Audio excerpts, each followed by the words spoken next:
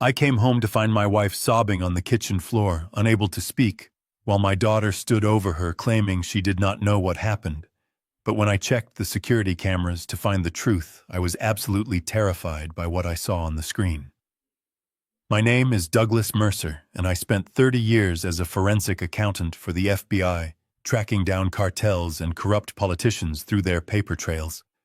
I thought I had seen the absolute worst of humanity in those case files, but I was wrong. The worst of humanity was not in a federal prison. It was standing right in my living room wearing a designer dress I paid for. Before I tell you how I used a single hidden camera and a coffee stain to destroy the people who tried to break me, let me know where you are listening from in the comments below. Hit like and subscribe if you believe that betrayal by blood demands a payback in cold, hard cash. I had been gone for only 3 days on a fishing trip up at the lake, a small retreat my wife Patricia insisted I take for my 72nd birthday. I walked through the front door of our colonial home in Connecticut, expecting the smell of Patricia's pot roast, or perhaps the sound of the radio. Instead, I heard a high-pitched wailing that made my blood freeze. I dropped my tackle box in the hallway and ran toward the kitchen. The scene before me was chaotic. My wife Patricia was curled up on the linoleum floor near the island, clutching her chest and rocking back and forth. Shattered porcelain was scattered everywhere, shards of her favorite Victorian tea set glinting under the recessed lights. My daughter Brittany was standing there, with her hands on her hips, shaking her head, while her husband Todd leaned against the counter, looking at his phone. When they saw me, Brittany immediately shifted her expression from annoyance to exaggerated panic. She rushed over and grabbed my arm. "Dad." "Thank God you are home early," she said, her voice pitching up into a theatrical whine. "Mom is having one of her episodes again. We just stopped by to drop off some groceries, and she started screaming that there were intruders. She threw the tea set at the wall, Dad. She is losing it." I looked down at Patricia. Her eyes were wide and terrified, but she wasn't looking at the wall or at some imaginary intruder. She was looking directly at Brittany. I knelt down beside my wife, ignoring the sharp ceramic shards digging into my knees. Patricia was trembling so violently, her teeth were chattering. I reached out to touch her shoulder, and she flinched as if I were about to strike her. That reaction set off an alarm bell in my head that I hadn't heard since my days in the field. Patricia had suffered a mild stroke 6 months ago, which left her weak and occasionally confused, but she had never been violent. Never. Todd finally looked up from his phone and sighed loud enough for me to hear. "Look, Doug, we hate to say this, but the doctor warned us about this decline. Dementia creates aggression. Brittany and I were just talking, and we think it is unsafe for her to be here anymore." He reached into his jacket pocket and pulled out a glossy brochure. "I have already done the legwork for you. Golden Oaks Nursing Facility has a bed opening up this Friday. It is expensive, but for Patricia's safety, it is necessary." I took the brochure. My hand remained steady, but inside my chest, my heart was hammering against my ribs like a trapped bird. I looked at the brochure, and then I looked at the broken tea set. The blast radius of the debris was wrong.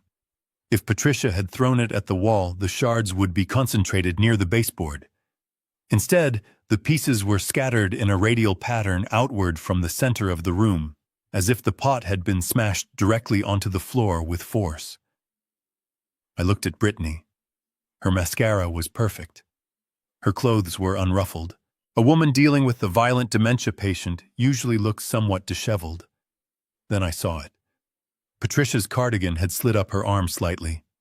Just above her wristwatch, there was a fresh red mark. It was darkening quickly into a bruise. It was the distinct shape of a thumbprint. I made a choice in that split second. If I confronted them now, they would deny it. They would claim she fell or that I was the one who was senile. I needed to be the Douglas Mercer who sat across from money launderers and smiled while they incriminated themselves. I stood up and put on the mask of a tired, defeated old man. "You might be right," I said, keeping my voice low and weary. "She seems very confused. I just need to get her settled. Can you two give us a moment?" Brittany exchanged a look with Todd, a look of victory. "Of course, Dad," she said, patting my arm with a touch that felt like ice. "We will leave the brochure on the counter. Think about it. We only want what is best for Mom." They left the house, and I waited until I heard the engine of Todd's leased BMW fade down the driveway. I spent the next hour cleaning up the porcelain and getting Patricia into bed. I gave her the evening medication and sat by her side until her breathing evened out into a fitful sleep. She didn't speak a single word to me. She just gripped my hand so tight, her knuckles turned white. At midnight, the house was silent. I went downstairs to my study and locked the door. I sat down at my desk and opened my laptop. My hands were shaking now that the adrenaline had worn off, but I forced myself to focus. Last week, I had noticed that Patricia's heart medication seemed to be depleting faster than the dosage required. Suspecting a cleaning lady, or perhaps a pharmacy error, I had installed a pinhole camera inside the smoke detector in the kitchen. It was a high-definition wide-angle lens with audio capability classified as Camera 4 on my home network. I logged into the server and scrolled back to the timestamp. 2 hours before I arrived home. I clicked play. The video feed loaded in crisp 4K resolution. I watched as Brittany and Todd entered the kitchen. They didn't have groceries. They had a stack of documents. Patricia was sitting at the breakfast table drinking tea. She looked peaceful. On the screen, Brittany slammed the papers onto the table. "Sign it, Mom," she shouted. The audio picked up the distortion in her voice. It wasn't the sweet voice of my daughter. It was the guttural growl of a desperate woman. Patricia looked confused. "Brittany, I told you I cannot sign over the trust fund without your father. He handles the finances." Todd stepped into the frame. He was pacing. "We don't have time for Doug to look over this," he snapped. His back was to the camera, but I could see his reflection in the glass of the oven door. His face was twisted in rage. "I owe these guys $500,000 by the first of the month, Patricia. If I don't pay, they break my legs. Do you want that on your conscience?" I paused the video. My breath caught in my throat. $500,000. I knew Todd's startup was failing, but I had no idea he was leveraged that deep with loan sharks. I had bailed him out 5 years ago when he gambled away their first mortgage. I thought he had learned his lesson. I was a fool. I resumed the video. Patricia stood up. "I am not signing anything," she said firmly. "You need to leave." That was when it happened. Brittany stepped forward and slapped her mother across the face. The sound was sickening, a sharp crack that echoed through my laptop speakers. Patricia stumbled back, shock registering on her face before she began to cry. "Don't you dare walk away from me," Brittany screamed. She grabbed Patricia by the shoulders and shoved her down into the chair. Todd grabbed the antique teapot from the table. I thought he was going to hit her with it. Instead, he smashed it onto the floor right next to Patricia's feet. Shards flew everywhere. "Sign the papers," old woman Todd hissed, leaning down into her face. He picked up a jagged piece of porcelain and held it inches from her wrist. "Or maybe you want another accident. Maybe this time you fall down the stairs. Doug isn't here to save you." I watched as my wife sobbed, shaking in terror, while my daughter and son-in-law stood over her like vultures. The video ended with them hearing my car in the driveway. The transformation was instant. Brittany smoothed her hair. Todd kicked the papers under the refrigerator. They prepared their faces to lie to me. I sat in the dark for a long time. The glow of the monitor was the only light in the room. I felt a coldness spreading through my chest, replacing the heat of my anger. This was not a family dispute. This was a crime scene. I inserted 3 encrypted USB drives into the hub and began copying the footage. I saved it to the cloud. I saved it to a remote server I used for my consulting work. I made sure that video existed in places they could never touch. I could have called the police right then. I had enough for assault and elder abuse. But as I watched Todd threaten my wife, I realized that prison was too good for them. If I arrested them now, they would claim it was a one-time emotional outburst. They would get a good lawyer. They would get probation. And most importantly, they would still think they were smarter than me. No. I wanted to hurt them where it truly mattered. I wanted to hit them in their wallets. I closed the laptop. The forensic accountant in me took the wheel. I needed to trace the debt. I needed to know exactly who Todd owed money to and why Brittany was so desperate she would strike her own mother. I would play the part of the frail, confused old man. I would dangle the carrot. The next morning, I woke up early and brewed a pot of coffee.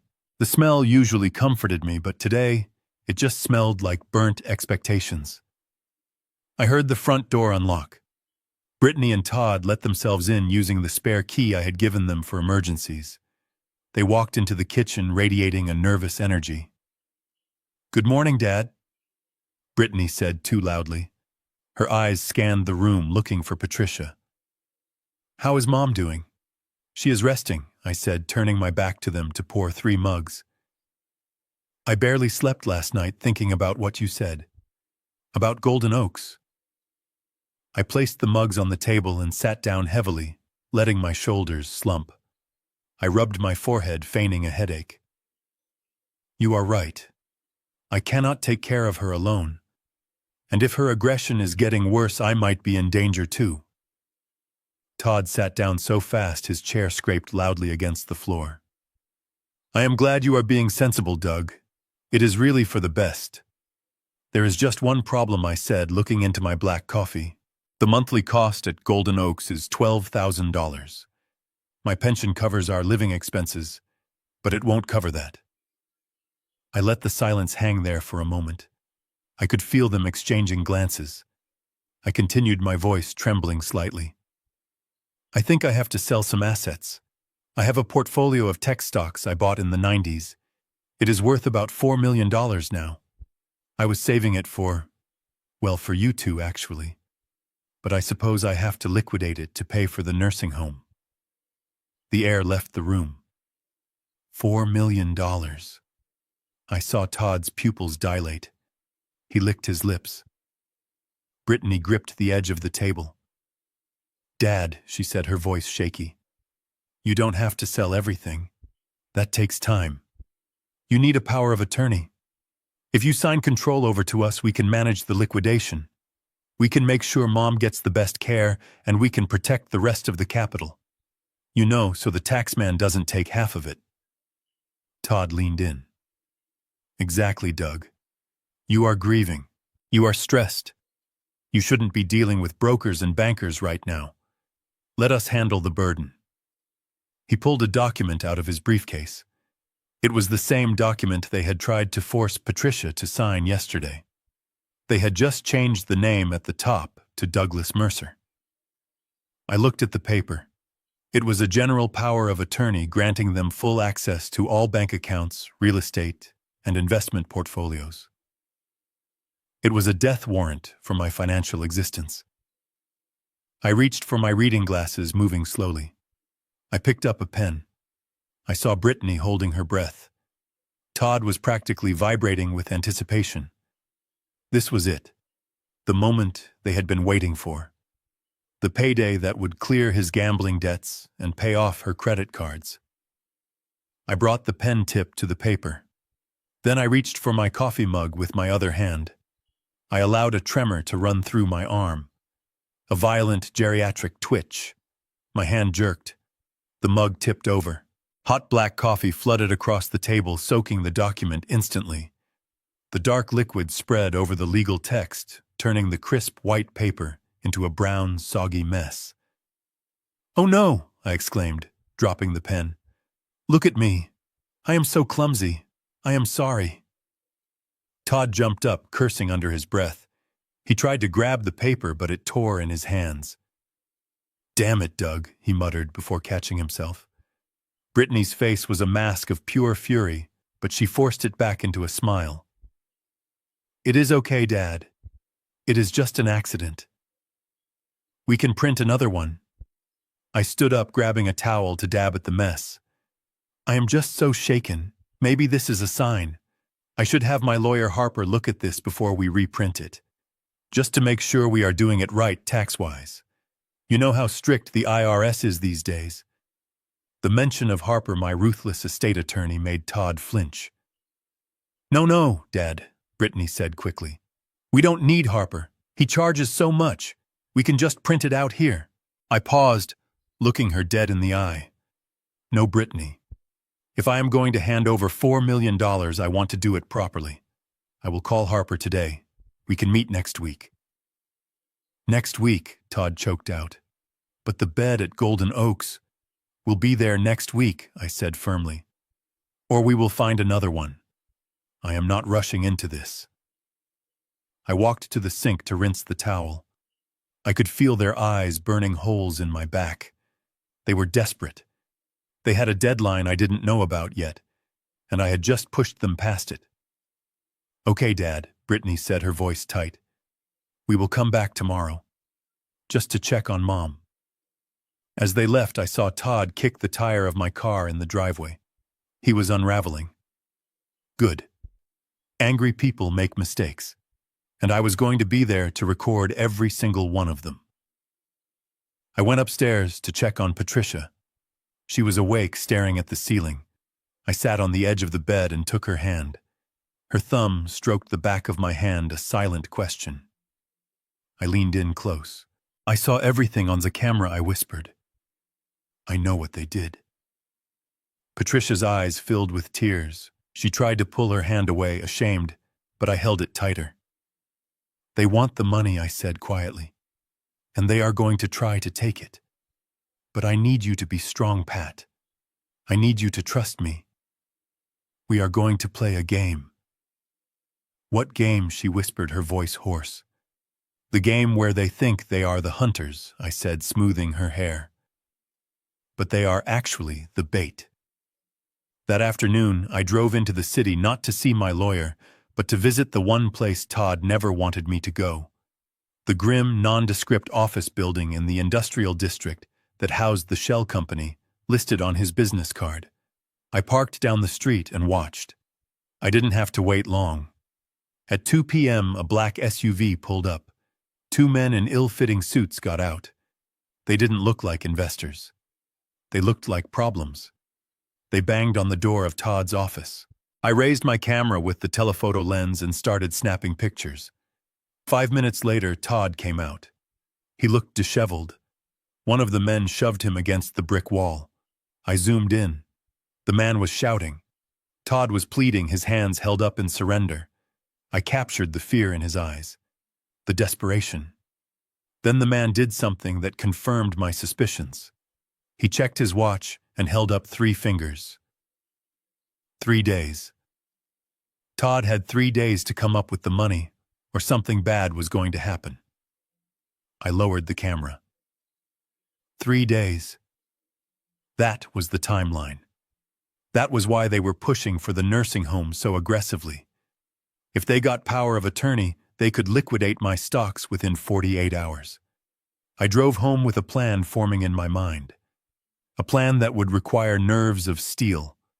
I was going to let them think they were winning. I was going to let them push me to the edge, and right when they reached out to push me off, I was going to step aside and let them fall into the abyss they had dug for themselves. When I got home, the house was quiet, but something felt wrong. The air felt heavy. I walked into the kitchen and saw that the smoke detector, my camera 4, was hanging open. The wire had been cut. My heart stopped. Had they found it? I walked over and inspected it. No, it wasn't found. The battery compartment was just open. The battery was gone. Brittany must have taken it for something else, perhaps a remote control, thinking it was just a regular smoke detector. They didn't know about the lens. But then I saw the note on the counter. It was in Brittany's handwriting. Dad took Mom for ice cream. Don't wait up, ice cream. Patricia was diabetic. She hadn't eaten ice cream in 10 years. Panic, cold and sharp, pierced through my calm facade. This wasn't a treat. This was a hostage situation. I pulled out my phone and dialed Harper. Harper, I said, as soon as he answered. Activate the clean slate protocol and get me the file on Todd's bankruptcy. We are moving up the timeline. Why? Doug Harper asked, his voice professional but concerned. What changed? They took her, I said, staring at the empty space where my wife's wheelchair usually sat. And Harper, I'm going to need that forensic team you mentioned. I am going to audit my son-in-law so hard his ancestors will feel it. I hung up and looked at the black screen of my phone. The game of cat and mouse was over. The hunt had begun. The drive to the First National Bank felt different that morning. For 20 years I had driven these streets as a father and a husband, but today I drove them as an investigator. I parked my sedan in the furthest spot from the entrance and sat for a moment watching the heavy glass doors swing open and shut. I checked my reflection in the rearview mirror. I did not look like a man on a warpath. I looked like a retiree wearing a beige windbreaker and reading glasses on a chain. Good. Camouflage is the first rule of engagement. I walked into the lobby, and the smell of stale coffee and sanitized money hit me. I bypassed the line of people waiting for the tellers and went straight to the glass office in the back. The branch manager was a man named Peterson, who I had known since he was a junior loan officer. He stood up immediately when he saw me offering a hand that felt too clammy. Mr. Mercer, this is a surprise, Peterson said, guiding me to a leather chair. I thought you were up at the lake. How is Patricia? She is struggling, I said, letting my voice crack just enough to sell the performance. That is actually why I am here. We are putting our affairs in order. Peterson nodded with practiced sympathy. Of course. How can I help? I need to access the records for the small business loan from 2018, I said.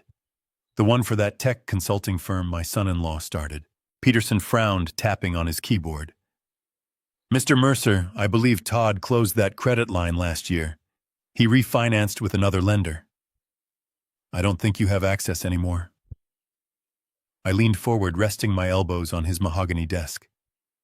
I stared at him over the rim of my glasses. Check the fine print, Peterson. I was the cosigner, the primary guarantor. Unless he paid off the principal in full with a certified check, which we both know Todd has never done in his life, my name is still on the master file.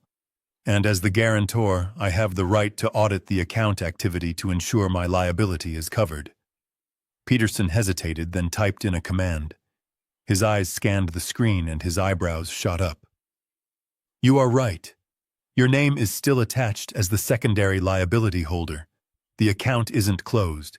It is actually in arrears. Print it, I said. All of it. Every transaction for the last 24 months. And while you are at it, pull the credit inquiry report. I want to know who else has been looking at his financials. The printer hummed in the corner, a rhythmic sound like a heartbeat. Peterson handed me a stack of warm paper. I put on my reading glasses and the world around me faded away. I was no longer in a bank in Connecticut.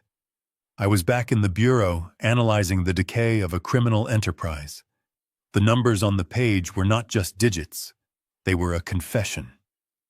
I started with the business expenses, or rather, the lack of them.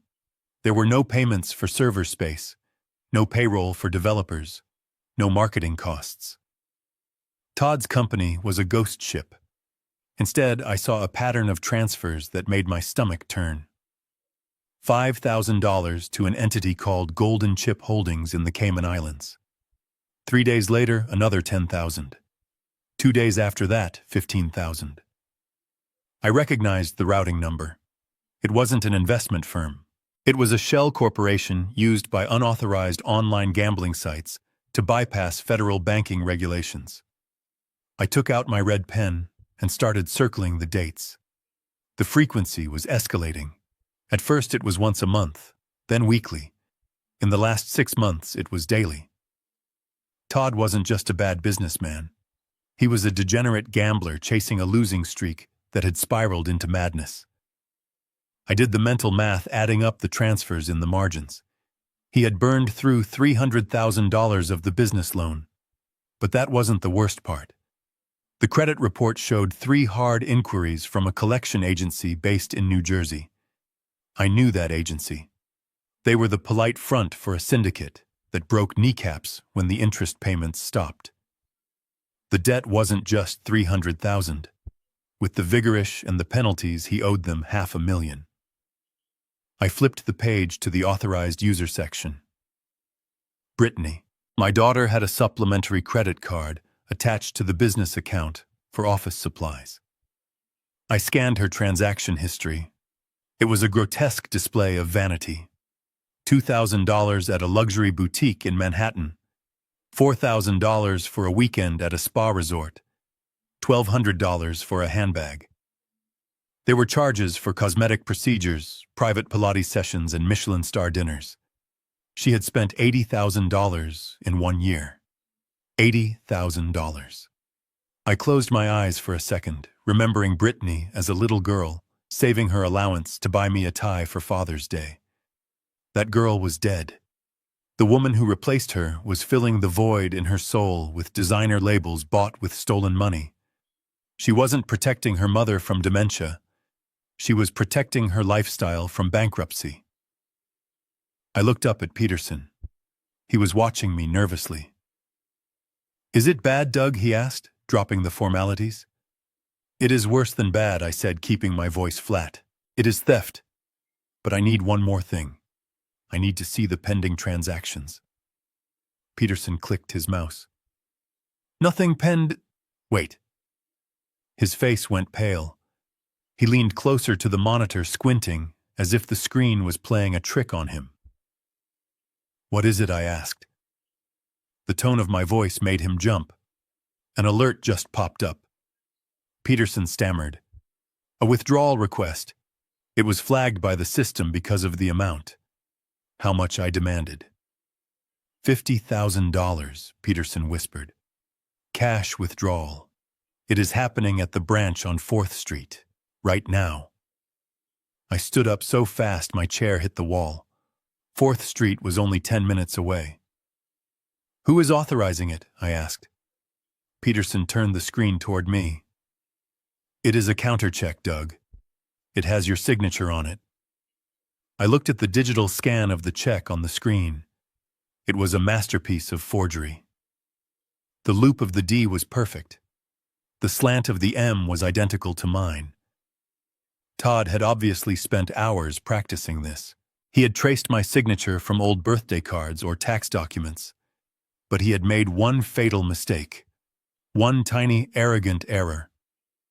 3 years ago, after my identity was briefly compromised in a data breach, I had started adding a microscopic dot inside the bottom loop of the letter G in my signature.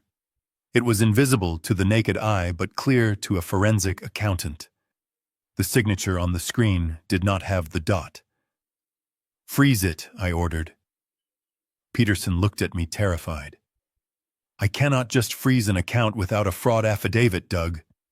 If it is your signature—" "It is not my signature," I snarled, slamming my hand on the desk. "That is a forgery. And the man standing at the counter on 4th Street is committing a federal felony. Do not decline the transaction, Peterson. That will just scare him off. Flag it for manual review. Tell the teller to say the vault is on a time lock and he has to wait 20 minutes. Peterson reached for the phone, his hands shaking. "What are you going to do?" "I am going to let him sweat," I said, gathering the evidence into my briefcase. "I am going to let him stand there watching the clock thinking he has won. I want him to feel the money in his hands, in his imagination. And then I want him to walk out empty-handed." But Doug, Peterson said, holding the phone to his ear, "If he owes money to the people I think he owes money to, if he walks out without that cash, then he is a dead man walking." I finished for him. I walked out of the bank into the bright morning sunlight. The evidence in my briefcase felt heavy, like a brick of lead. I had the paper trail. I had the motive. I knew exactly why they had kidnapped my wife. They needed to liquidate her trust fund to cover the hole they had dug. Todd was at the 4th Street branch right now, checking his watch, sweating in his cheap suit, waiting for $50,000 that was never coming. I pulled out my phone and opened the app for the hidden GPS tracker I had installed on Todd's car months ago, a habit from my old life I never shook. The dot was blinking at the 4th Street bank. I could have driven there. I could have confronted him in the lobby and humiliated him in front of everyone. But that was emotional. That was messy. Douglas Mercer didn't do messy. Instead, I dialed Harper's number. "Harper," I said as I got into my car, "I have the financial motive. It is gambling and embezzlement. Significant amounts." I heard Harper typing furiously on the other end. "Good work, Doug. That elevates this from a family dispute to criminal fraud. We can get an emergency injunction." "Not yet," I said, watching a young couple walk past, holding hands, oblivious to the war I was fighting. "I want more. I want to catch them when they think they are safe." "Todd is trying to forge my signature right now. I stopped the transaction, but I didn't alert him. He is going to be desperate, Harper. Desperate men do reckless things." "What is your next move?" Harper asked. "I'm going back to the house," I said, starting the engine. "If Todd doesn't get the cash from the bank, he is going to come for the only other liquid asset he has access to. He is going to hunt for the safe in my study. And when he does, I will be waiting."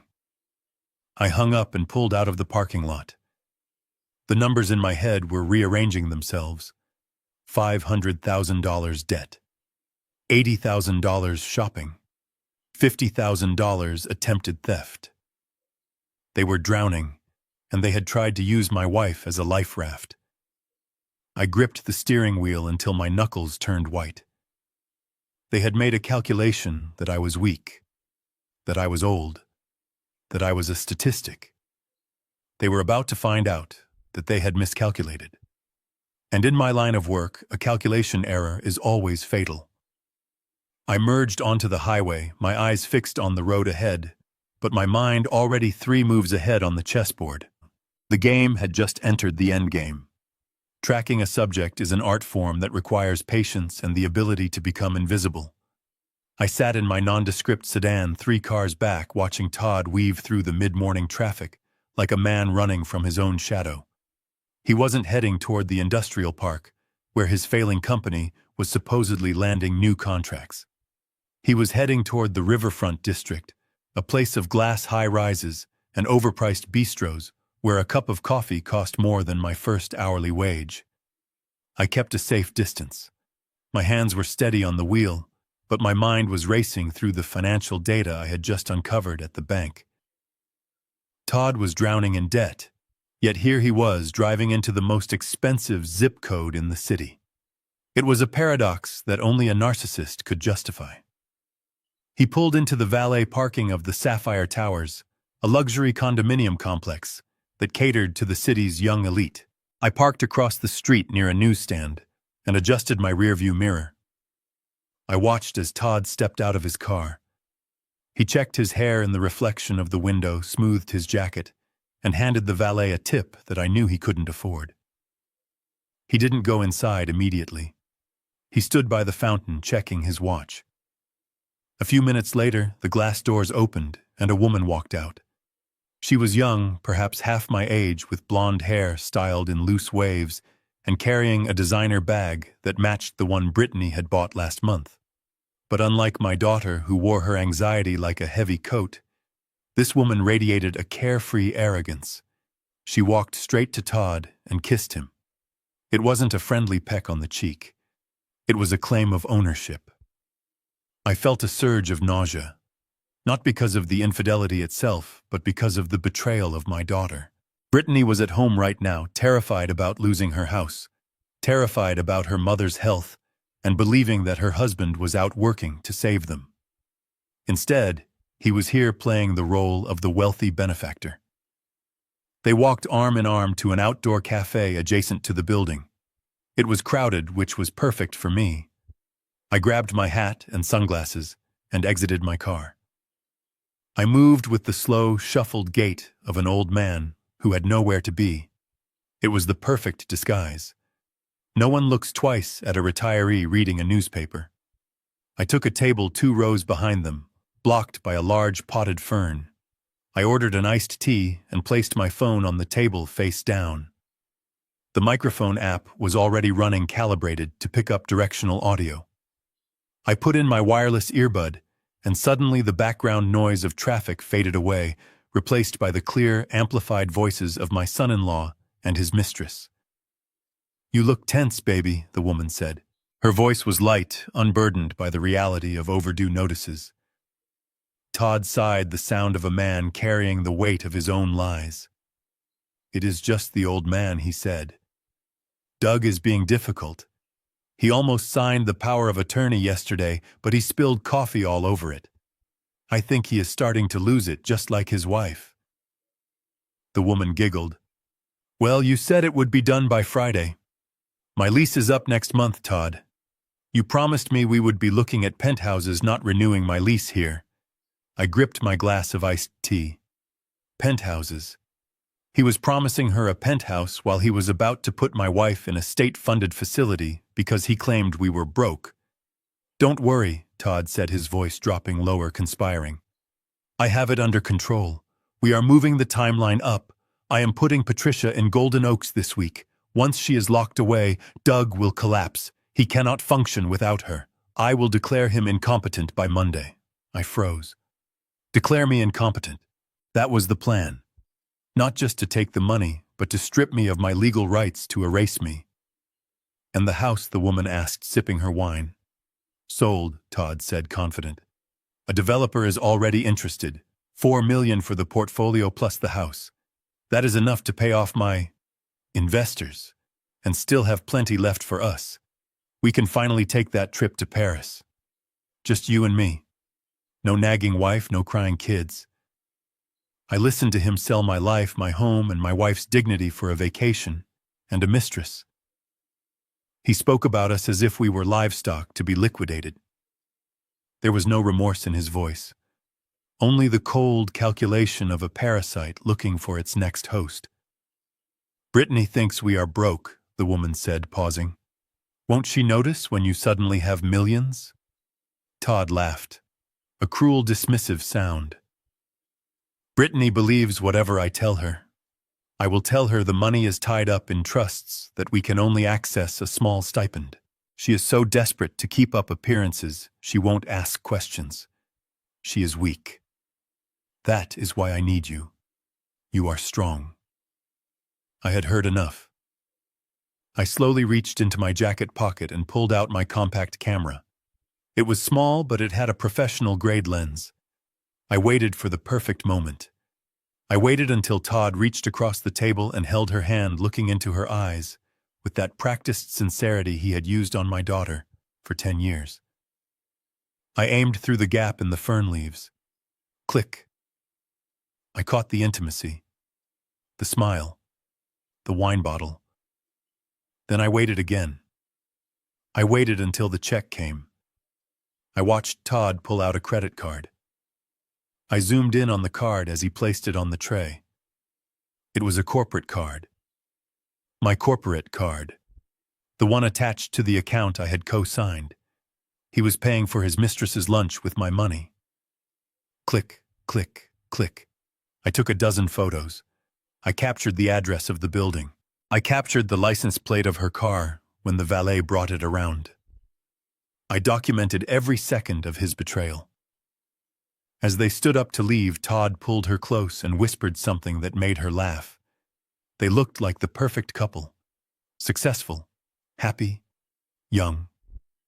They had no idea that the old man sitting 2 tables away, adjusting his hearing aid, had just loaded the gun that would end their world. I waited until they were gone before I stood up. My legs felt heavy, not from age, but from the burden of the truth.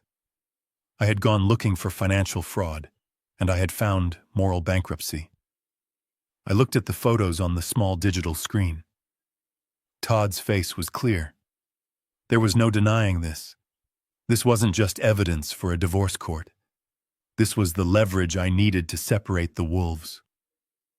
Brittany was a participant in the scheme against me, yes, but she was motivated by fear and manipulation. Todd was the architect. If I showed these photos to Brittany, she would shatter. And in her shattered state, she might be willing to turn on him to save herself. I walked back to my car, feeling a cold resolve settle over me. The heartbreak was gone, replaced by a tactical clarity. Todd wanted to send me to a home. He wanted to sell my house. He wanted to erase me. He had made the classic mistake of the amateur criminal. He assumed his victim was asleep. But I wasn't asleep. I was wide awake. And I was about to turn his dream of Paris into a nightmare of prison bars and empty pockets. I started the engine and checked the time. It was early afternoon. I had the financial records. I had the photographic evidence. Now I needed to prepare the stage for the final act. I drove home slowly, rehearsing the lines I would say when I walked through the door. I would have to look at my daughter, knowing her husband was cheating on her, and say nothing. I would have to look at Todd, knowing he planned to declare me insane and shake his hand. It would be the hardest performance of my life. But for Patricia, for the woman who had stood by me for 40 years, I would become the greatest actor the world had ever seen. The storm was coming, Todd, and you just bought yourself a front-row ticket.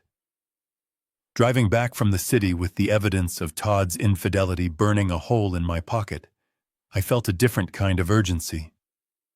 The anger I had felt in the cafe was replaced by a cold knot of anxiety in my stomach. I knew they were desperate. I knew they had a deadline. And desperate people do not just make financial mistakes. They make physical threats. I pulled into the driveway and noticed that Brittany's car was gone. The house stood silent against the gray afternoon sky. It looked like the sanctuary it had been for 40 years, but as I walked up the front steps, I knew it was now a crime scene. I unlocked the door and called out for Patricia. There was no answer. I moved quickly through the hallway, dropping my keys on the side table. Patricia was usually in the sunroom at this hour reading her mystery novels or knitting. I found her there, but she wasn't knitting. She was slumped in her favorite armchair, her head lolling to the side at an unnatural angle. Her mouth was slightly open and a thin line of drool trailed down her chin. My heart stopped. For a second I thought she was dead.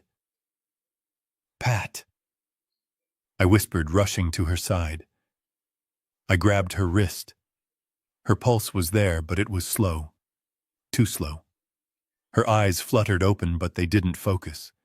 She looked through me, not at me. "Who are you?" she slurred. Her words were thick, like her tongue was too big for her mouth. I want to go home." "We are home, Pat," I said, smoothing the hair back from her clammy forehead. "You are safe." She shook her head weakly. "No."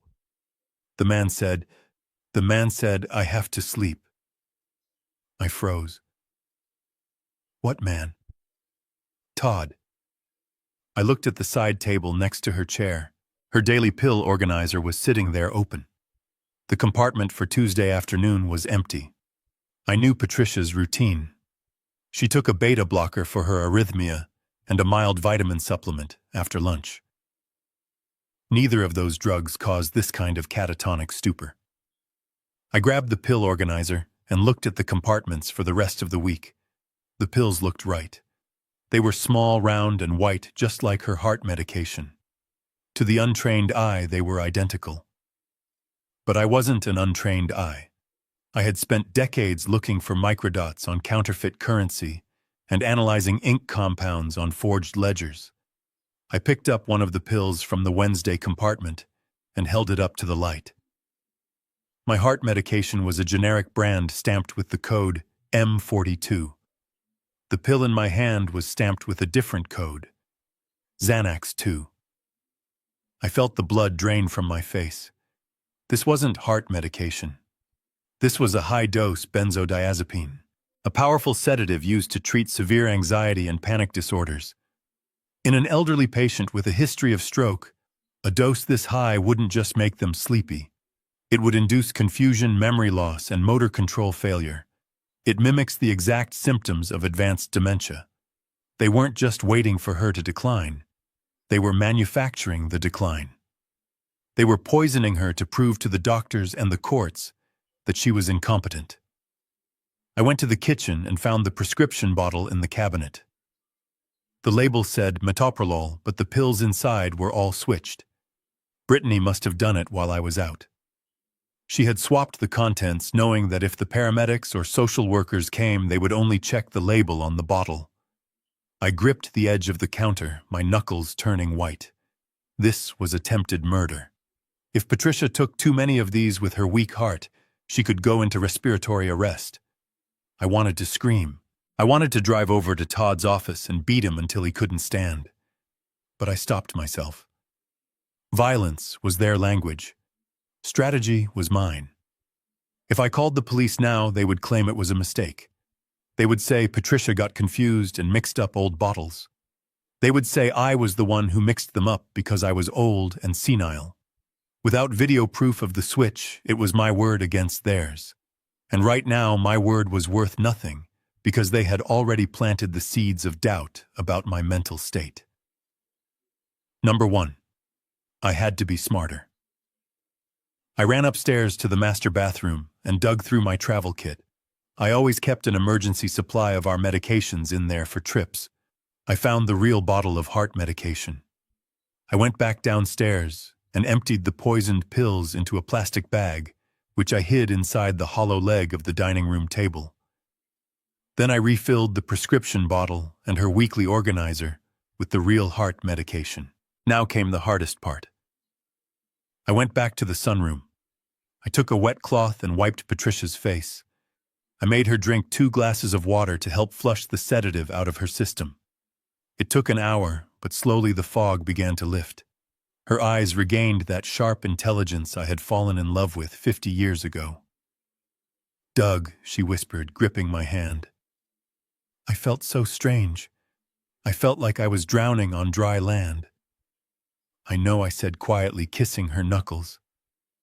"I know what they did, Pat. They switched your pills. They are trying to make you look crazy so they can put you away." Patricia gasped, her hand flying to her mouth. Her own daughter. The betrayal hit her harder than the drug. She started to cry silent tears that ran down her cheeks. "Why, Doug? Why are they doing this?" "Because they are drowning in debt, and they think we are the only thing standing between them and $4 million, I explained. I looked deep into her eyes. "Pat, listen to me." I switched the pills back. "You are going to be fine physically, but we have to do something very difficult."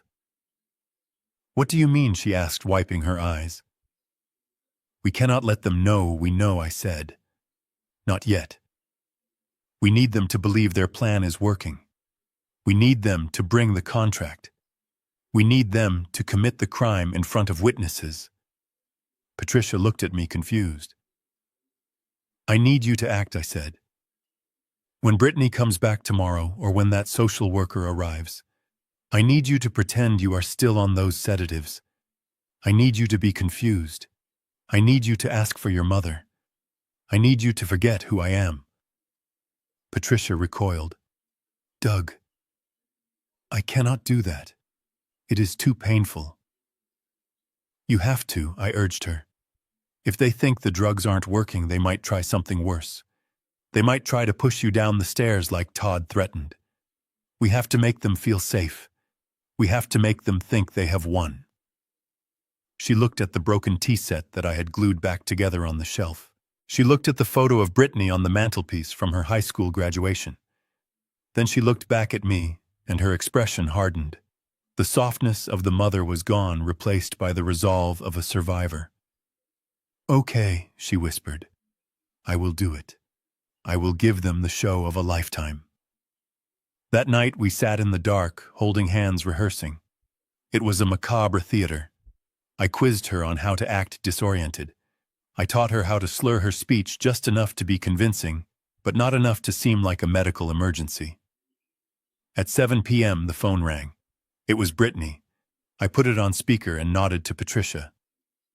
"Hi, Dad," Brittany said, her voice dripping with fake concern. "How is Mom? Did she take her medicine?" Patricia leaned toward the phone. She took a deep breath. "Who is that?"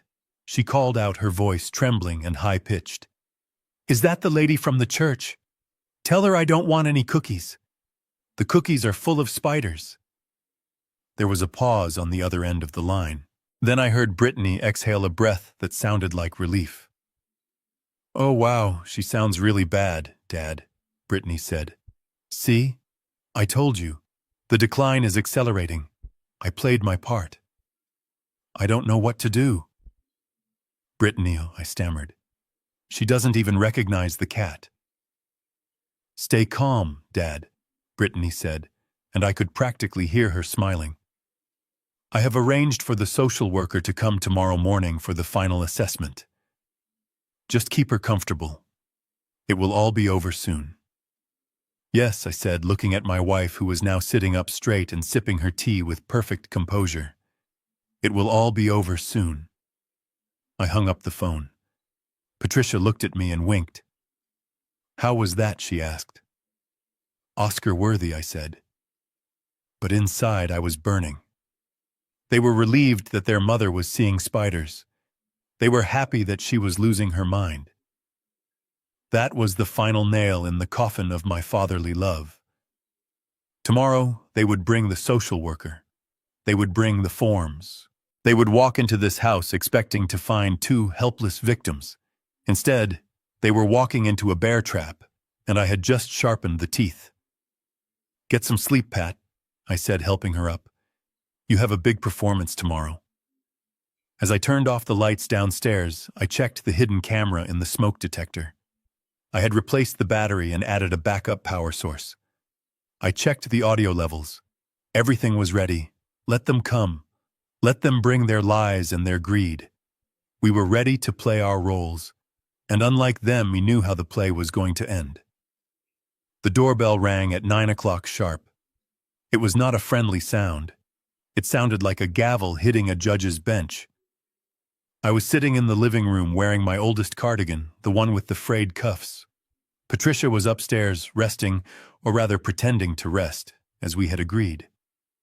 I watched through the sheer curtains as a silver sedan pulled up behind Brittany's car. A man stepped out.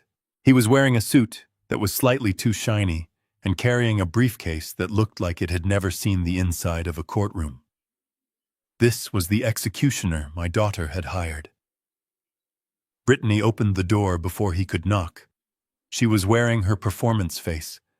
Her eyes were red-rimmed, as if she had been crying all morning, and her posture was slumped with the weight of imaginary burdens.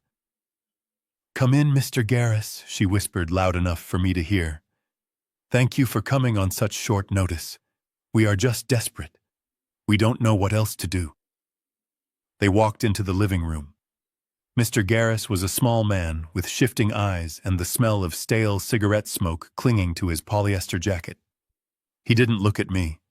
He looked at the antique clock on the mantelpiece and the oil paintings on the walls. He was appraising the inventory, not the patient. "Dad, this is Mr. Garris," Brittany said, guiding him to the sofa opposite me. "He is a senior caseworker from the Department of Elder Services. He is here to just have a chat with you, to see how you are doing." I slowly lowered my newspaper and looked at them over the rim of my glasses. I let my mouth hang open slightly, a trick I learned from observing suspects who wanted to appear harmless, who I asked, keeping my voice thin and reedy.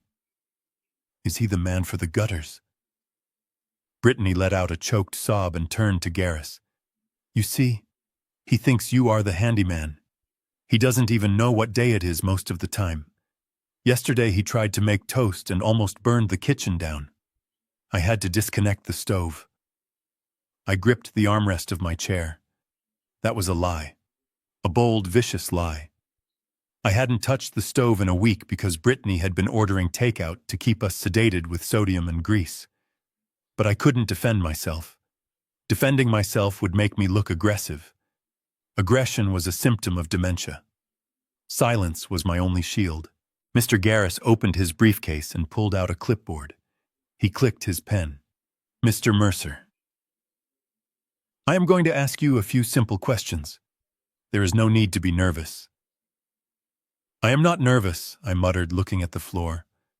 I just want my tea. Question 1, Garris said, his tone bored. Can you tell me what year it is? I paused. I knew exactly what year it was. I knew the date, the time, and the current stock price of the S&P 500. But Douglas Mercer, the victim, didn't know. It is... I squinted at the window. It is 19... No. It is 2002. Garris made a check mark on his paper. He didn't even look up. 2002. Okay. Can you tell me the name of the current president? I stayed silent for a long time. I watched a fly buzz against the window pane. I watched Brittany twisting her wedding ring round and round her finger. She was nervous. She needed this man to sign that paper. I don't follow politics, I said finally. It just makes people argue. Brittany leaned forward. Dad, you know this. We talked about it this morning. See, Mr. Garris, his short-term memory is completely shot. He tells me the same stories about his childhood over and over again, but he cannot remember what he ate for breakfast. Garris nodded, scribbling furiously. He wasn't writing notes. I could see the angle of his pen. He was just filling in bubbles on a predetermined form. He had walked into this house with his mind already made up. Let us try a physical test, Garris said. He pulled out a blank sheet of paper and a thick marker. I want you to draw a clock face for me, Mr. Mercer. Put all the numbers in the circle and set the hands to 10 past 11. This was the standard mini mental state examination. It was designed to test visuospatial function. I took the marker. My hand shook. This time I didn't have to fake the tremor. The rage inside me was making my whole body vibrate. I was a man who had built a career on precision, on analyzing complex fractals of financial fraud, and now I was being asked to draw a circle like a toddler. I drew the circle. It was lopsided. I wrote the numbers, but I crowded them all onto the right side of the face, leaving the left side empty. It is a classic sign of parietal lobe damage. I had studied this. I knew exactly how to fail. When I finished, I put the pen down and looked at Brittany. She was smiling. It was a small, triumphant smile that she tried to hide behind her hand, but I saw it. She wasn't looking at her father with pity. She was looking at an obstacle that was finally being removed. Oh, Dad, she sighed dramatically. Look at that. It is okay. We know you are trying. Garris took the paper and made a show of examining it. Well, this is concerning, he said. This indicates significant cognitive impairment, coupled with the reports of aggression and the fire risk. He trailed off, leaving the threat hanging in the air. Reports of aggression, I asked, letting my voice rise. I never hurt anyone. Brittany jumped in. Dad, stop. Don't get agitated again. Remember what happened with Mom yesterday? You were screaming at her. You scared her so much, she locked herself in the bathroom. I looked at my daughter. The lie was so smooth, so practiced. She was gaslighting me in real time, rewriting our history to fit her narrative. I wanted to stand up and shout that I had the recordings. I wanted to play the audio of her screaming at her mother. But I couldn't. Not yet. The trap wasn't fully sprung. Garris closed his file with a snap. Mr. Mercer, based on my observation and the testimony of your primary caregiver, I am recommending an immediate review of your guardianship status. You are displaying clear signs of early-onset Alzheimer's with behavioral disturbances. He turned to Brittany, and his voice dropped to a conspiratorial whisper. You need to file for emergency temporary custody. He is a danger to himself and your mother. If he controls the finances or the medical decisions, well, it could be catastrophic. Brittany wiped a fake tear from her cheek. Thank you, Mr. Garris. I just want them to be safe. It breaks my heart to do this, but if it is the only way... It is the only way, Garris said, standing up. I will expedite the paperwork. You should have the court order by tomorrow afternoon. He handed her a card. Call this lawyer. He specializes in these transitions. I looked at the card on the table. It wasn't just a lawyer. It was the same firm that represented Todd's shell company. The circle was complete. Garris wasn't just a lazy social worker. He was on the payroll. This was a coordinated strike. As Garris left, Brittany walked him to the door. I heard her whisper, Todd will handle the fee in cash as discussed. I sat alone in the living room listening to the front door close. I felt stripped naked. My intelligence, my dignity, my agency as a human being had just been dismantled in 20 minutes by a man in a cheap suit and a daughter with a shopping addiction. Brittany came back into the room. Her demeanor had changed instantly. The sad daughter act was gone. She looked at me with cold indifference. Well, that went well, she said, picking up the drawings I had made. You should go take a nap, Dad. Todd is coming over later to help you pack some things. We are going to move you into the guest room downstairs. It is safer for you. No stairs. She walked into the kitchen and started making a coffee, humming a tune. She was happy. She thought she had won. I sat there staring at the blank television screen. I wasn't just an old man to them anymore. I was a problem that had been solved, a liability that had been liquidated. But they had made one critical error. They assumed that the man sitting in the chair was the man on the paper. They believed the lie I had sold them. I slowly reached into my pocket and pressed the stop button on the micro recorder hidden in my cardigan. I had every word. I had the lies about the fire. I had the bribe about the cash fee. I had the collusion. You want to declare me incompetent, Brittany, I thought, as I listened to her humming in the kitchen. You want to take away my name. Go ahead. File the papers. Bring the judge. Because when I walk into that courtroom, I won't be Douglas Mercer, the dementia patient. I will be Douglas Mercer, the man who is going to burn your entire world to the ground with the very matches you put in my hand. I closed my eyes and let out a long, slow breath. The humiliation burned like acid in my veins, but I swallowed it down. I would use it as fuel. Tomorrow they would come for the kill, and tomorrow I would be waiting. The drive back from Harper's office felt like a victory lap.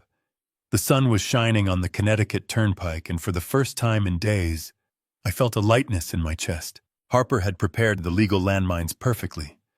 We had drafted a revocable trust that would trap Todd and Brittany in a web of litigation the moment they tried to touch a single cent. I had the recordings. I had the bank statements. I was ready to spring the trap. I even stopped at a bakery on Main Street to buy Patricia a slice of lemon cake, her favorite treat. I imagined us sharing it in the sunroom, celebrating a small secret victory before the final battle. But when I turned onto our street, the feeling of triumph evaporated instantly. It was replaced by a cold, primal dread that settled in the base of my spine. The driveway was empty, but there were tire tracks in the gravel. Heavy dual-tread tires, the kind that belonged to a truck or an ambulance. I parked the car crookedly and ran to the front door. It was unlocked. I pushed it open, and the silence of the house hit me like a physical blow. It was not the peaceful silence of an empty afternoon. It was the hollow, echoing silence of a grave. Pat, I called out. My voice cracked. Patricia, are you here? I ran to the sunroom. Her chair was empty. Her knitting basket was overturned on the floor, balls of blue yarn unraveling across the carpet, like spilled intestines. The half-finished puzzle on the table had been knocked askew, as if someone had been dragged away from it. I ran to the kitchen. Empty. I ran upstairs, taking the steps 2 at a time, my bad knee protesting with every impact, but I didn't care. The bedroom was empty. The bathroom was empty. She was gone. I stood in the hallway, breathing hard, my heart hammering against my ribs. I felt a wave of dizziness. I grabbed the doorframe to steady myself. Think, Douglas. Think. I went back downstairs to the kitchen. That was when I saw it. A single sheet of yellow legal pad paper sitting in the center of the granite island. It was held down by the salt shaker. I walked toward it, my legs feeling like lead. I recognized the handwriting immediately. It was Todd's scrawl, jagged and rushed. The note read simply, "Mom had a violent episode. For her safety and ours, we had to call emergency services. She is being held at the Crestview Psychiatric Facility for a 72-hour observation period under state statute. If you want to see her, bring the property deed and the signed power of attorney to my office tomorrow at 9 a.m. Do not bring lawyers. Do not bring police. We just want to help her." I crumpled the note in my fist. Help her? They didn't want to help her. They had kidnapped her. They had used the legal system as a weapon. They had likely told the paramedics she was a danger to herself. They had used the fabricated medical history, the poisoned symptoms from the day before, to convince a doctor to sign an involuntary hold order. It was a kidnapping sanctioned by the state. I pulled out my phone and checked the notification history from the security system. I had been so focused on my meeting with Harper that I had silenced my alerts. There it was. Motion detected at 10:15 a.m. I opened the app and watched the footage. It was the most painful thing I have ever watched in my life. I saw an ambulance pull up. 2 paramedics got out, followed by Todd. He was acting the part of the distraught son, wringing his hands, pointing at the house. They entered. I switched to the interior camera. I saw Patricia sitting in her chair working on her puzzle. She looked up, smiling, expecting me. Instead, she saw strangers.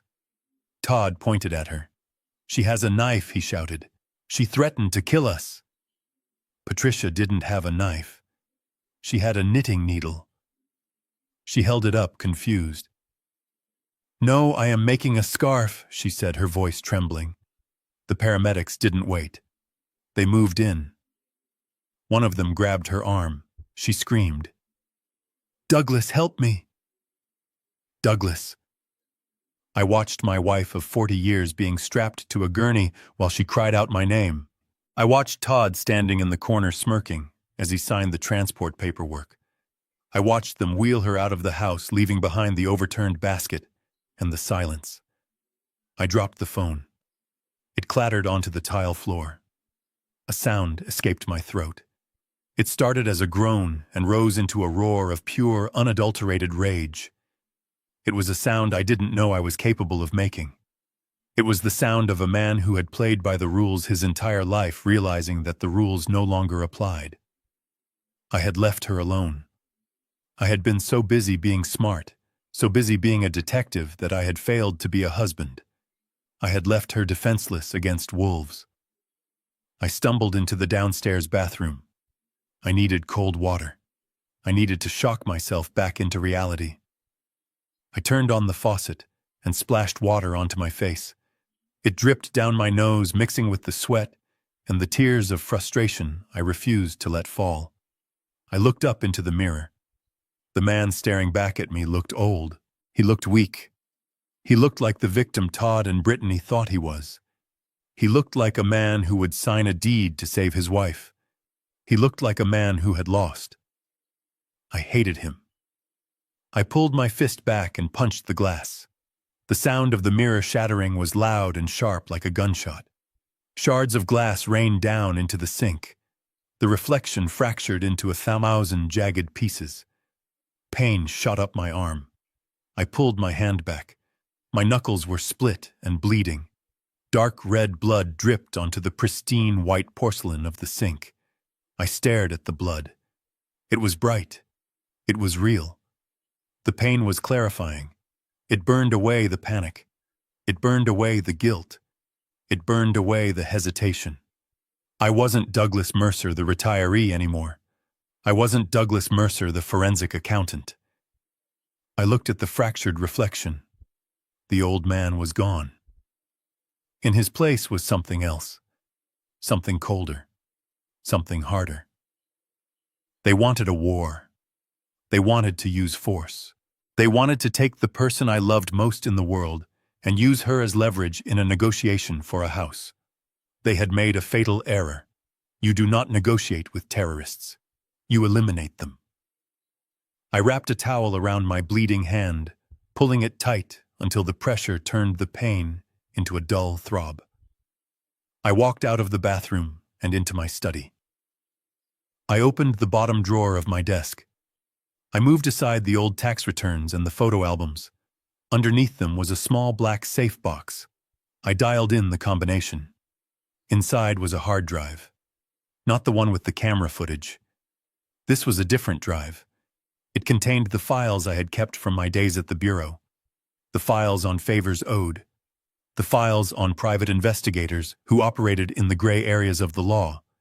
The files on how to dismantle a person's life, not just financially, but completely. I took out the drive. I picked up my phone. I didn't call Harper. Harper was for the law. Where I was going, the law couldn't help me fast enough. I dialed a number I hadn't called in 10 years. A man named Russo who used to find people who didn't want to be found. Mercer Russo's voice rasped on the other end. I thought you were retired. I was. I said, my voice steady and cold like the winter wind. But something came up. I need a team at Crestview Psychiatric within the hour. And Russo bring the jammer. I don't want any cameras working when I get there. I hung up. I walked back to the kitchen and picked up the ransom note. I folded it neatly and put it in my pocket. I would bring it to the meeting tomorrow. But I wouldn't be bringing the deed. I looked at the empty spot where the lemon cake sat on the counter. I am coming for you, Pat. I whispered to the empty room. I walked out of the house. I didn't lock the door. It didn't matter anymore. The house was just wood and stone. My home was in a hospital bed surrounded by strangers, and I was going to burn down the entire city if that was what it took to get her back. The sun had gone down. The sky was dark. It was fitting. The time for daylight and transparency was over. Now we worked in the dark. The house was silent, but it was not empty. It was filled with the ghosts of the memories Todd and Brittany had desecrated.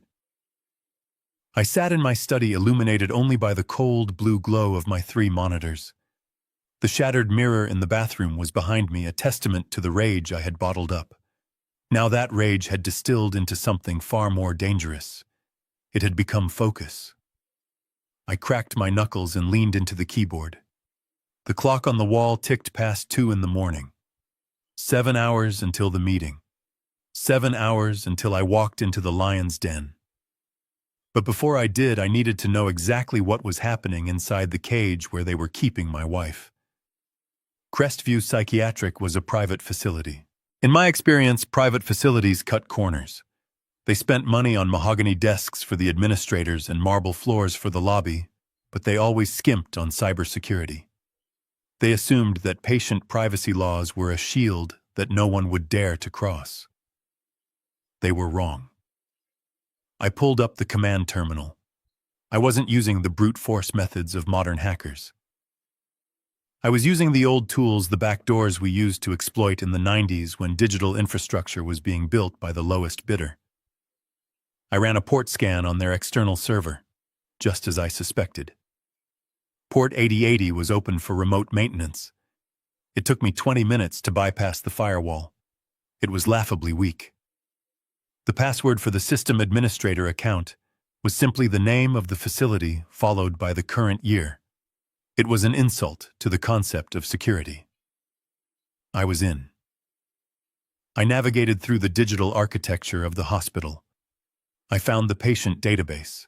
I typed in Mercer Patricia. Her file popped up. Status involuntary hold.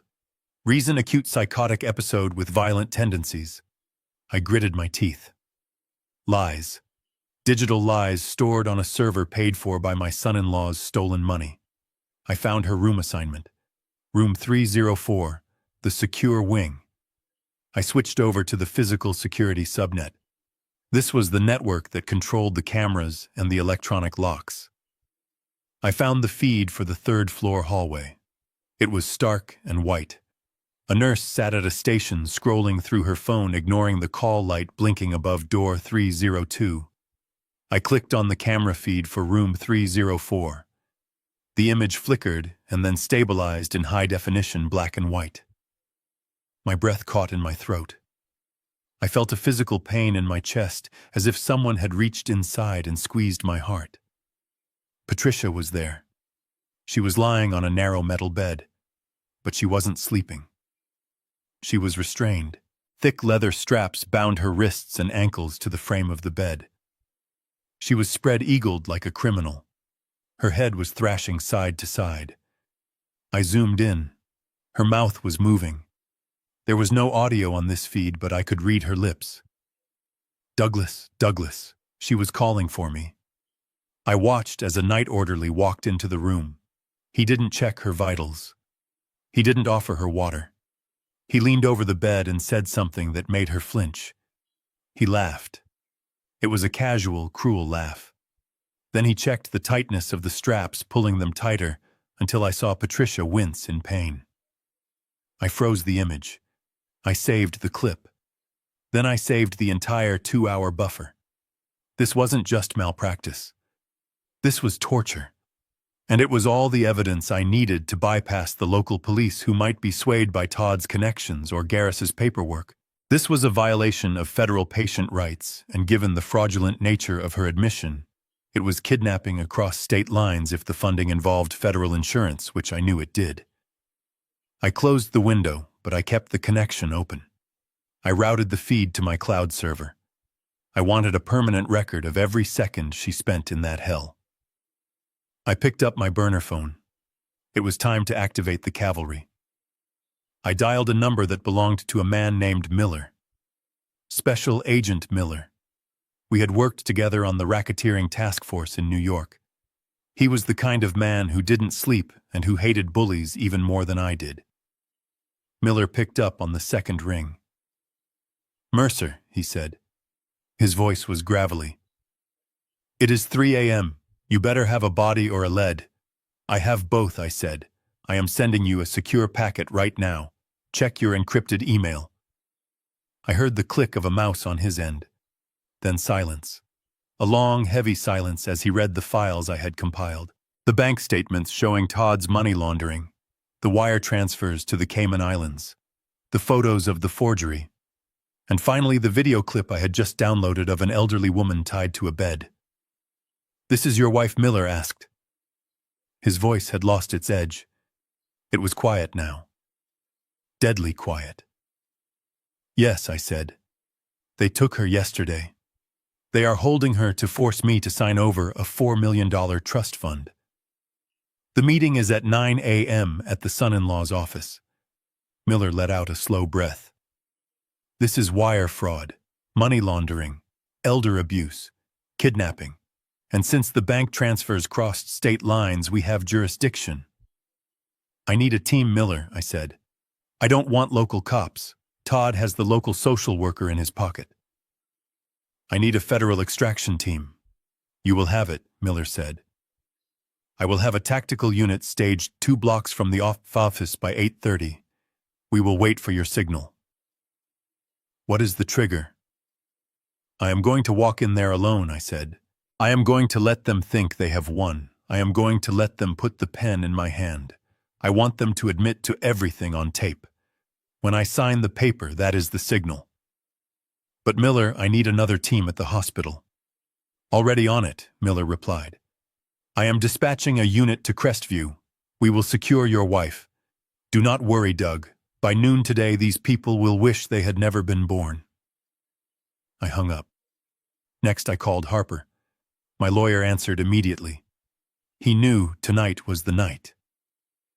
"Is it done?" Harper asked. "The trap is set," I said. "Miller is in.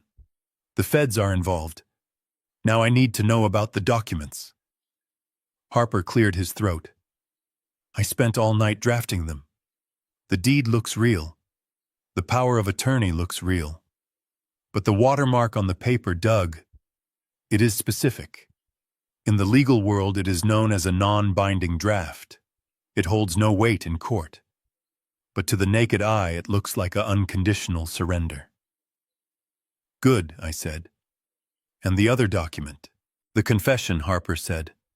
It is buried in the fine print of the transfer agreement. Clause 17, Section B. By signing as a witness, Todd acknowledges full liability for all outstanding debts and admits to the falsification of medical records. If he signs it, he is signing his own confession. He never reads the fine print, I said. He is too arrogant. Be careful, Doug Harper warned. When you walk into that room, you are defenseless. If they realize you are playing them, I looked at the image of Patricia on my monitor. She had stopped struggling. She was staring up at the ceiling, waiting for a savior who hadn't come yet. I am not defenseless, I said. I have the truth. And tomorrow, truth is going to be wearing a wire. I spent the rest of the night preparing. I showered and shaved, scrubbing the exhaustion from my face. I dressed in my best suit, a charcoal gray wool that I used to wear for grand jury testimonies.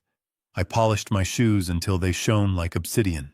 I stood in front of the mirror in the hallway. I adjusted my tie. I looked at the man in the reflection. He didn't look like a retired grandfather anymore. He looked like an apex predator who had been woken from hibernation. I checked my equipment. The micro recorder in my lapel. The GPS tracker in my shoe. The phone in my pocket linked to Miller's comms frequency. I walked to the kitchen and made a cup of coffee.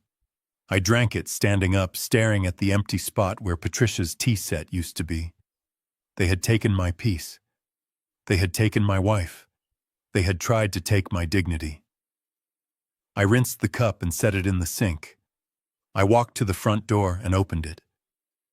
The sky was turning a bruised purple in the east. The dawn was coming. I stepped out into the cool morning air. I didn't lock the door behind me. I wouldn't need keys where I was going. I got into my car and started the engine. It purred to life. I am coming, Todd, I said to the empty car, and I am bringing hell with me.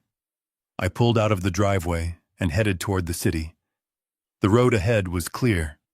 The destination was justice, and the price of admission was going to be everything they had.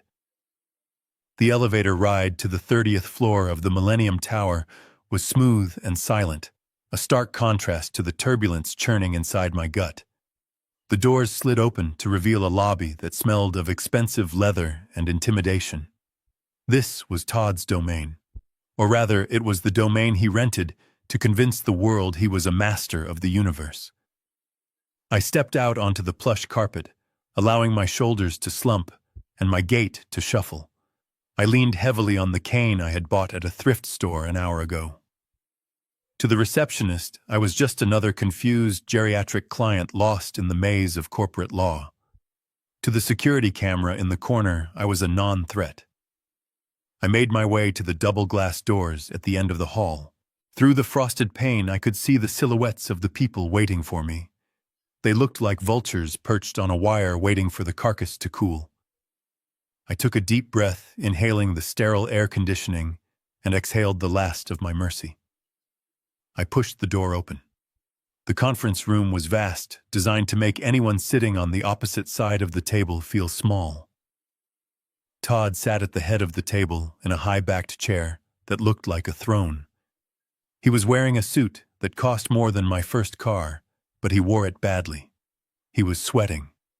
A thin sheen of perspiration glistened on his upper lip, and his leg was bouncing under the table. He was a man running out of time. Brittany sat to his right. She didn't look at me as I entered. She was focused on her phone, her thumb scrolling mindlessly, a nervous tic she had developed as a teenager when she was lying. Next to her was Garrus, the social worker, looking smug and self-important, with his file folders spread out like a royal flush. But it was the two men on the left side of the table who drew my attention.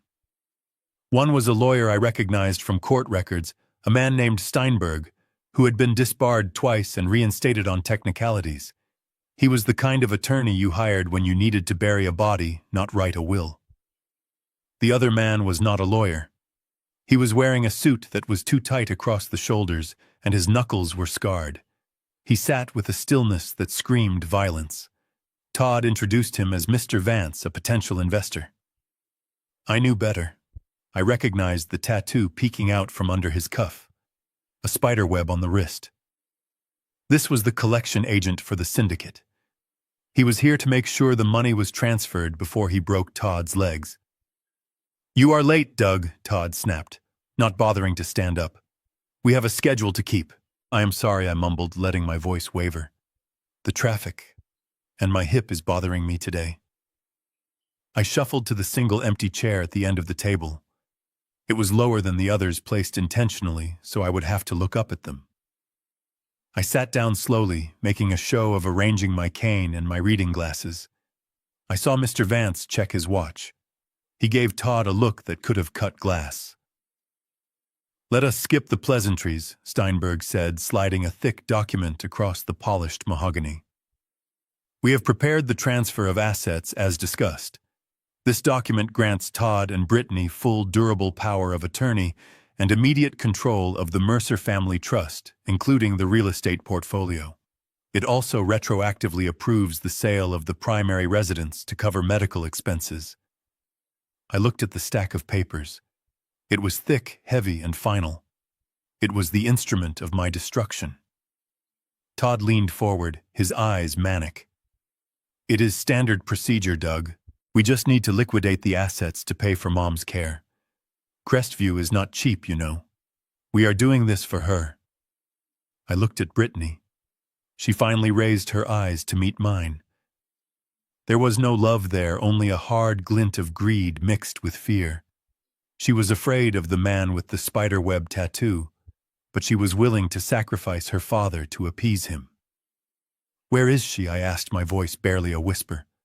"I want to know how she is." "She is sedated," Todd said quickly. "She was violent again this morning, Doug. Attacked a nurse. It is better if you don't see her until she is stabilized. Maybe in a week or two. A week or two. In a week or two, they would have drained the accounts, sold the house, and left Patricia to rot in a state ward." I reached out a trembling hand and touched the paper. I felt the texture of the bond. Harper had done a magnificent job. To the untrained eye, it looked like a standard legal contract. But I knew the secrets hidden in the watermark. "I cannot sign this," I said, pulling my hand back. The room went deadly silent. Mr. Vance shifted in his seat, and the leather creaked loudly. Todd's face turned a shade of purple I had never seen before. "What did you say?" Todd hissed, standing up. "I cannot sign this," I repeated, looking down at my hands. "Not until I know she is okay. You took her away. You didn't even let me say goodbye." Brittany slammed her hand on the table. "Oh, for God's sake, Dad, stop being so dramatic. She is in a hospital, not a dungeon. Just sign the damn paper so we can pay the bills. Do you want them to kick her out onto the street?" I looked at the man with the spiderweb tattoo. I looked him right in the eye. He didn't blink. He knew what was at stake. He knew that without this signature, he wasn't getting his $500,000. "I need to see her," I said, letting a tear roll down my cheek. "Just let me see her once. If I can see her, if I can hold her hand, I will sign everything. The house, the stocks, the pension. Take it all. I just want my wife." Todd looked at Steinberg. Steinberg shrugged. It was a calculated risk. Todd looked at Mr. Vance. The muscle man gave a barely perceptible nod. He didn't care about the emotional theatrics, he just wanted the deal closed. "Fine," Todd spat. He pulled out his phone. "I will FaceTime the doctor. You can see her on the screen. That is the best I can do." He dialed a number. A moment later, he turned the phone around. The screen showed a sterile white room. Patricia was lying in bed. Her eyes were closed. She looked pale and small, but she was breathing. See, Todd said, pulling the phone away before I could get a good look. She is resting. She is safe. Now pick up the pen, Doug. Or so help me God, I will have Garris file the incompetency order right now, and you will never see her again. It was the ultimate threat. The nuclear option. I let out a shuddering breath. I reached into my jacket pocket. I saw Mr. Vance tense up, expecting a weapon. Instead, I pulled out my own pen, an old silver fountain pen that Patricia had given me for our 25th anniversary. I uncapped it slowly. My hand shook violently. I looked at Brittany one last time, giving her a final chance to be a human being. Brittany, I said softly, are you sure about this? Once I sign this, there is no going back. Just sign it, Dad, she said, looking at the window, avoiding my gaze. Stop making this harder than it has to be. I nodded. I accepted my fate, or at least the fate they thought I was accepting. I bent over the document. The text blurred before my eyes, not from tears, but from the sheer intensity of the adrenaline flooding my system. This was the kill zone. I placed the nib of the pen on the signature line. The ink bled slightly into the paper. I promise you, Todd. I said, my voice suddenly steadying, losing the tremor, losing the age, losing the weakness. I promise you that you are going to get exactly what you deserve. Todd laughed, a nervous cackling sound. Yeah, Doug. Just write your name. I started to write, but I didn't write Douglas Mercer. I wrote carefully and clearly in block letters, and as the ink dried on the page, I felt the shift in the room. They were so focused on the tip of my pen, they didn't notice that I had stopped shaking. They didn't notice that my posture had straightened. They didn't notice that the broken old man had just left the building and the hunter had taken his place. I finished the last letter and capped the pen with a loud, definitive click. There, I said, pushing the document toward Todd. It is done. Todd grabbed the paper, his eyes wide with avarice. He didn't even look at the signature at first. He just hugged the folder to his chest like a child with a prize. Mr. Vance relaxed, leaning back in his chair. Steinberg started packing up his briefcase. Brittany let out a long exhale of relief. They thought it was over. I checked my watch. 9:15 a.m. The signal had been sent. I looked at the door. I counted down in my head. 3, 2, 1. Todd looked down at the paper to verify the signature. His smile froze. His brow furrowed. What is this? He whispered. What the hell is this? Read it out loud. Todd. I said, my voice filling the room with command presence. Read what I signed. Todd looked up at me, and for the first time he saw the real Douglas Mercer. He saw the cold, dead eyes of a man who used to hunt monsters for a living. He looked back at the paper. His hands started to shake. RICO Act violation. He read, his voice trembling. I smiled. And it wasn't a nice smile. That is not a signature, Todd, I said, standing up and kicking the cane away. That is a confession, and you just accepted it into evidence. Before he could scream, before Mr. Vance could reach for the gun I knew he had in his waistband, the glass doors of the conference room exploded inward. The game was over. The slaughter was about to begin. The room was so quiet I could hear the hum of the air conditioning unit and the rapid, shallow breathing of my son-in-law. Todd was staring at the tip of my pen, his eyes wide and hungry, like a shark smelling blood in the water. Brittany was smirking, a small, tight expression of triumph that she couldn't quite suppress. She thought she had won.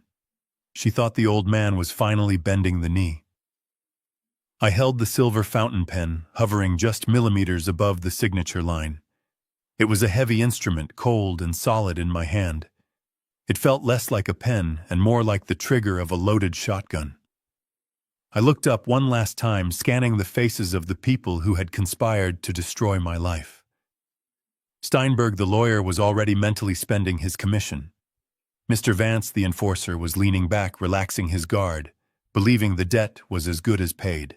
Garris, the corrupt social worker, was checking his watch, probably late for his next bribe. I looked at Brittany. I wanted to see if there was any hesitation, any flicker of remorse for selling her parents down the river. There was none. She just tapped her manicured fingernail on the table impatiently. "Sign it, Dad," she said, her voice sharp. "We don't have all day." I nodded slowly. "You are right, Brittany. We don't have all day. In fact, you don't have any time left at all." I pressed the nib to the paper. The ink flowed black and permanent. Todd leaned in so close I could smell his nervous sweat mixed with expensive cologne. He was trying to read upside down, desperate to see the letters of my name. But I didn't write Douglas. With a steady hand, the hand of a man who had spent 30 years documenting crimes for the federal government, I wrote a different set of words. I wrote them in clear block letters that were impossible to misinterpret. Money. Laundering. I paused.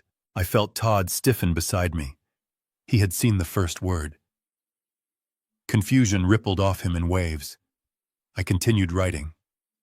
Title 18 USC. I finished the citation with a flourish, underlining it twice. Then I capped the pen. The click sounded like a gunshot in the silent room. I slid the folder across the polished mahogany table toward Todd. "There," I said, leaning back in my chair. "It is signed." Todd grabbed the document. He looked at it. He blinked. He looked at it again. His brain refused to process what his eyes were seeing. He was expecting a surrender. Instead, he was looking at a federal indictment code. "What is this?" he whispered, his voice trembling. "What is this, Doug? This isn't your name." I smiled. It was a cold smile, a smile that didn't reach my eyes. "No, Todd. That is not my name. That is your future." Title 18 of the United States Code, Section 1956. Laundering of monetary instruments. Penalty up to 20 years in federal prison. Steinberg sat up straight, his face draining of color. Mr. Vance stopped, leaning back. His hand moved instinctively toward his waistband. Brittany snatched the paper from Todd's hands. "What are you talking about, Dad? Just sign the paper properly. Stop playing games." "I am not playing games, Brittany," I said, standing up. "I stopped playing games the moment you tied your mother to a bed." I reached into my pocket and pulled out my phone. I didn't unlock it. I just pressed the volume up button 3 times. It was a pre-programmed macro command. On the far wall of the conference room, the massive 60-inch monitor that was used for client presentations suddenly flickered to life. I had breached their internal network hours ago, replacing their splash screen with a live feed from my private server. The room was bathed in the harsh blue light of the screen. Brittany gasped. Todd froze. The video playing was the footage from camera 4. It was the footage from the kitchen. It was high definition, and the audio was crystal clear. On the screen, a giant version of Todd was smashing the antique teapot. A giant version of Brittany was slapping her mother across the face. The sound of the slap echoed through the conference room, amplified by the surround sound speakers. "Don't you dare walk away from me!" the Brittany on the screen screamed. The real Brittany put her hands over her mouth, her eyes wide with horror. She wasn't horrified by her actions. She was horrified that they were being seen. Mr. Vance stood up slowly. He looked at the screen, then he looked at Todd. "You told me it was a family dispute," Vance said, his voice low and dangerous. "You didn't tell me you were beating up old ladies. This kind of heat. I don't need this kind of heat." "Sit down," I commanded. My voice wasn't loud, but it carried the weight of authority. I wasn't finished. I pressed the button on my phone again. The video changed. Now it was the footage from the hospital room. The footage from last night. Patricia tied to the bed, thrashing in pain, calling my name while the orderly laughed. Steinberg, the lawyer, stood up and started shoving papers into his briefcase. I am leaving. I was not aware of the physical abuse. I am recusing myself immediately. You aren't going anywhere, Steinberg, I said. You are an officer of the court, and you conspired to facilitate this. You are an accessory. Todd finally found his voice. Turn it off, he screamed, lunging for the remote control on the table. It is a fake. It is a deep fake. He is good with computers. He made it up. I grabbed his wrist before he could touch the remote. My grip was iron. I twisted his arm and shoved him back into his chair. I am not done, Todd, I said. I have one more thing to show you, or rather, to show Brittany. I reached into my inside jacket pocket. Brittany was shaking, crying hysterically, mumbling that it wasn't her fault, that she was forced to do it. She was looking at Todd for salvation. She still thought they were partners in crime. She still thought they were a team fighting against the cruel world. I threw the stack of photographs onto the table. They fanned out perfectly, like a royal flush. The photos from the Sapphire Towers. The photos of Todd kissing the blonde woman. The photos of him holding hands with her. The close-up of the credit card bill. The timestamp showed it was yesterday. The exact same time Brittany was at the pharmacy picking up the sedatives to poison her mother. I watched the realization hit Brittany. It was slower than the other reactions. She looked at the photos. She recognized the woman. She recognized the bag the woman was holding, the same bag she had wanted, but Todd said they couldn't afford. She picked up a photo. Her hands were trembling so hard the paper rattled. Todd, she whispered. Who is this? Todd turned pale. He tried to grab the photos, but I blocked him. That is where the money went, Brittany, I said, my voice dropping to a whisper. The $500,000 debt wasn't just gambling. It was her. He promised her a penthouse. He promised her a trip to Paris. He told her he was going to put you and me in a nursing home so he could run away with her. Todd stammered. Baby number. That is a client. Doug is lying. He is trying to divide us. Brittany looked at the photo. Then she looked at the video of her mother tied to a bed on the screen. Then she looked at her husband. Something inside her snapped. It was audible. A psychic break that shattered the veneer of the suburban housewife. She didn't scream like a human being. She screamed like a wounded animal. You bastard, she shrieked. She launched herself across the table. She didn't go for his face. She went for his throat. Her manicured nails, the ones she spent thousands of dollars on, became claws. She dug them into Todd's face, drawing deep red lines down his cheeks. Todd yelled in pain and tried to push her off, but she was fueled by the rage of a woman scorned and a daughter realizing she had sold her soul for nothing. They crashed into the floor. The expensive leather chairs toppled over. Get off me, you crazy witch, Todd shouted, punching blindly. I stood there watching them. It was a scene from hell. Husband and wife rolling on the floor of a high-rise office, tearing each other apart, while the video of their crimes played on a loop above them. Mr. Vance looked at me. He shook his head. I am out, he said, backing toward the door. I am not getting involved in a domestic. You are not going anywhere either, I said calmly. I walked to the window and pulled back the heavy curtains. Down below on the street, blinking red and blue lights reflected off the glass of the surrounding skyscrapers. Not one police car, not two, a dozen. And among them were the black SUVs of the federal task force. I turned back to the room. The chaos was absolute. Brittany was sobbing and pounding her fists on Todd's chest. Todd was bleeding and trying to crawl away. Steinberg was huddled in the corner, trying to delete files from his phone. Garris was trying to open the locked door, but his hands were shaking too much to work the handle. I adjusted my cuffs. I felt a profound sense of peace. I looked at the camera lens hidden in the smoke detector of the conference room. I knew Miller was watching. I knew he was giving the go order right now. I picked up the fountain pen from the table, the pen that had signed their death warrant.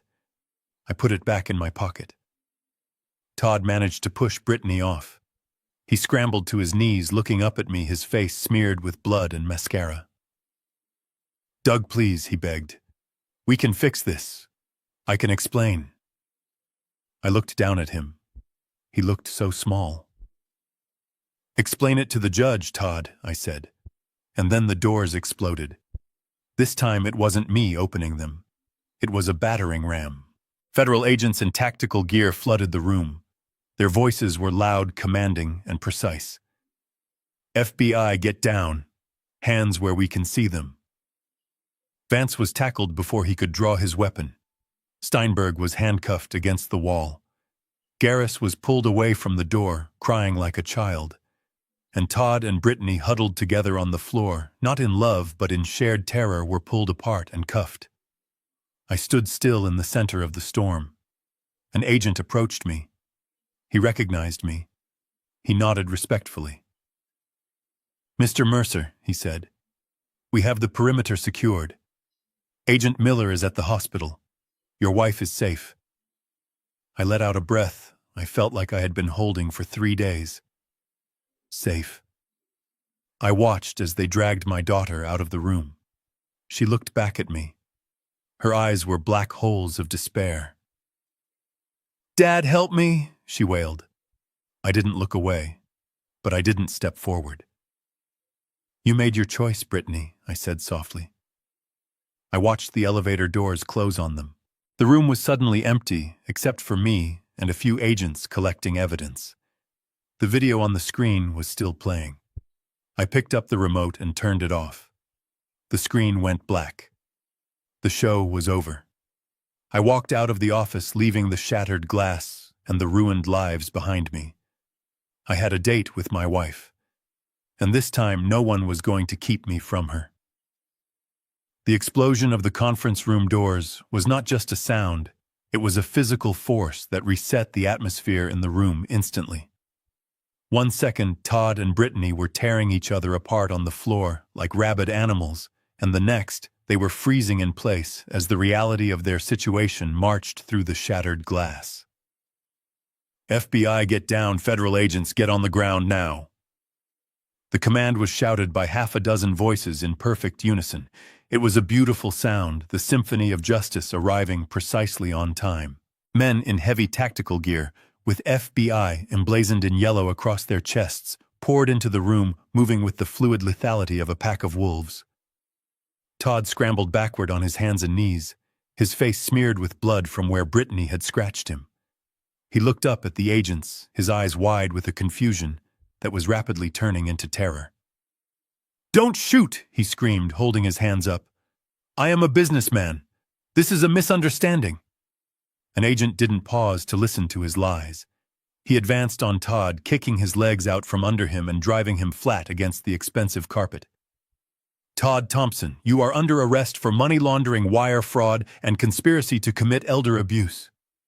The agent pulled Todd's arms behind his back. The zip ties cinched tight with a sound like a zipper closing on a body bag. Todd yelped in pain. "My shoulder, watch my shoulder," he whined. I watched from my spot by the window.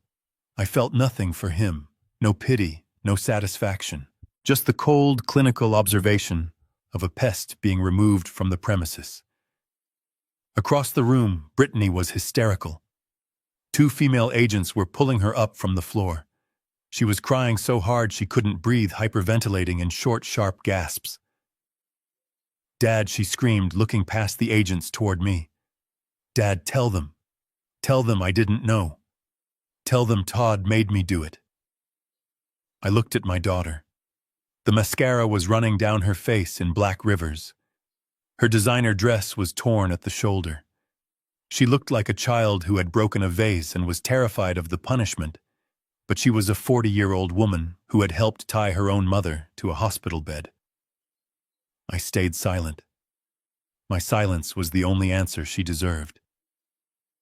Brittany Mercer. You are under arrest for kidnapping, false imprisonment, and conspiracy to commit fraud. The agent, reading her rights, said, her voice devoid of emotion. No, no, no. Brittany wailed as the handcuffs clicked onto her wrists. I have a child. You cannot take me.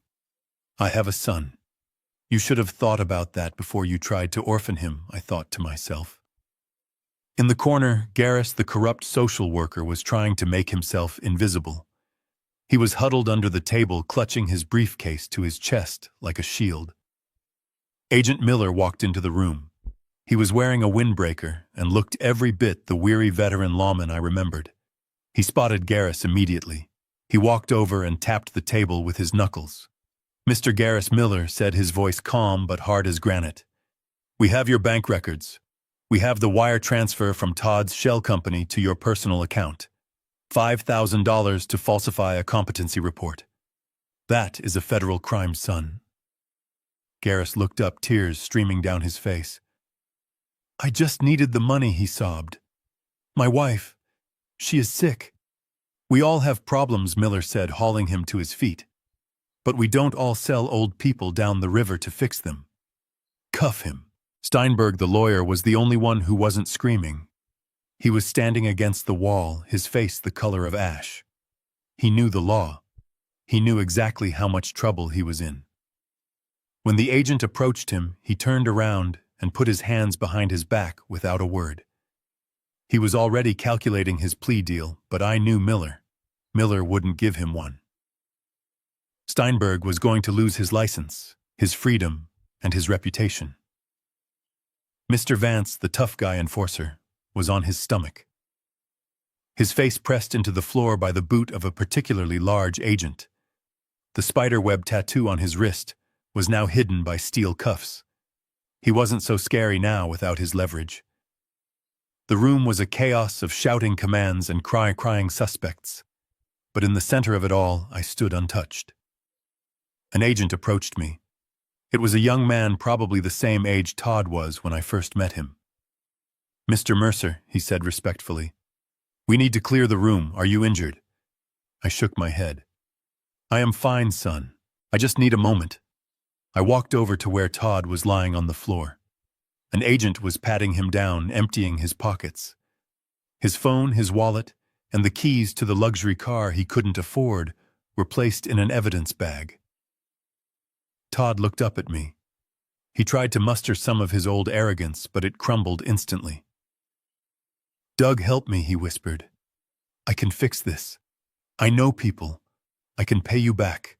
I swear I can pay you back. I looked down at him. I remembered the day he asked for Brittany's hand in marriage. I remembered how he swore to protect her. I remembered how he looked me in the eye 5 years ago when I bailed out his first failed company and promised he would never gamble again. And I remembered the video of him smashing the teapot and threatening my wife with a jagged shard of porcelain. I reached up and adjusted my tie, tightening the knot. I smoothed down the lapels of my suit. You cannot pay me back, Todd, I said, my voice cutting through the noise of the room. Because you are bankrupt. Not just financially. You are morally bankrupt. I leaned down close so only he could hear me. I taught you how to read a balance sheet, Todd. I taught you how to spot an opportunity. I taught you how to build wealth. Todd nodded eagerly, thinking I was offering him a lifeline. Yes, Doug. Yes, you did. I stood back up and looked at him with pure disgust. Well, today I am teaching you one last lesson, I said. Today I am teaching you how to do time. Take him away, I said to the agent. The agent hauled Todd to his feet. As they dragged him out, he started screaming my name, cursing me, calling me a monster. You are the monster, Doug, he yelled, his voice cracking. You planned this whole thing. You are sick. Maybe I was. Maybe you have to be a little sick to cut out a tumor without anesthesia. But the patient was going to survive, and that was all that mattered. Brittany was led past me next. She didn't scream. She just looked at me with dead eyes. "Daddy," she whispered. I turned my back on her. It was the hardest thing I have ever done. Every instinct in my body screamed to protect my child, to make it better, to pay the lawyers and hush it up. But I knew that if I did that, I would be killing her soul. She needed to face the consequences. She needed to hit rock bottom before she could ever hope to climb out. I walked to the window and looked down at the street. I saw them being loaded into the back of the black SUVs. The flashing lights painted the city walls in red and blue strobes. Miller walked up beside me. "We got the call from the hospital team," he said quietly. "They have secured Patricia. The doctor on duty has been detained for questioning regarding the falsified admission papers. Your wife is being transported to St. Mary's right now for a full checkup. She is safe, Doug." I nodded, but I couldn't speak. The lump in my throat was too large. "You did good," Miller said, clapping a hand on my shoulder. "You took down a whole ring today. That lawyer Steinberg has been on our radar for years. We just never had the smoking gun." "I didn't do it for the Bureau," I said, my voice raspy. "I did it for her." "I know," Miller said. "Go to her, Doug. We will handle the paperwork." I walked out of the office. I walked past the empty receptionist desk. I walked into the elevator. When the doors closed and I was finally alone, I let out a long, shuddering breath. My knees felt weak. The adrenaline was fading, leaving behind a deep, bone-weary exhaustion. I looked at my reflection in the polished metal of the elevator doors. I looked old. I looked tired.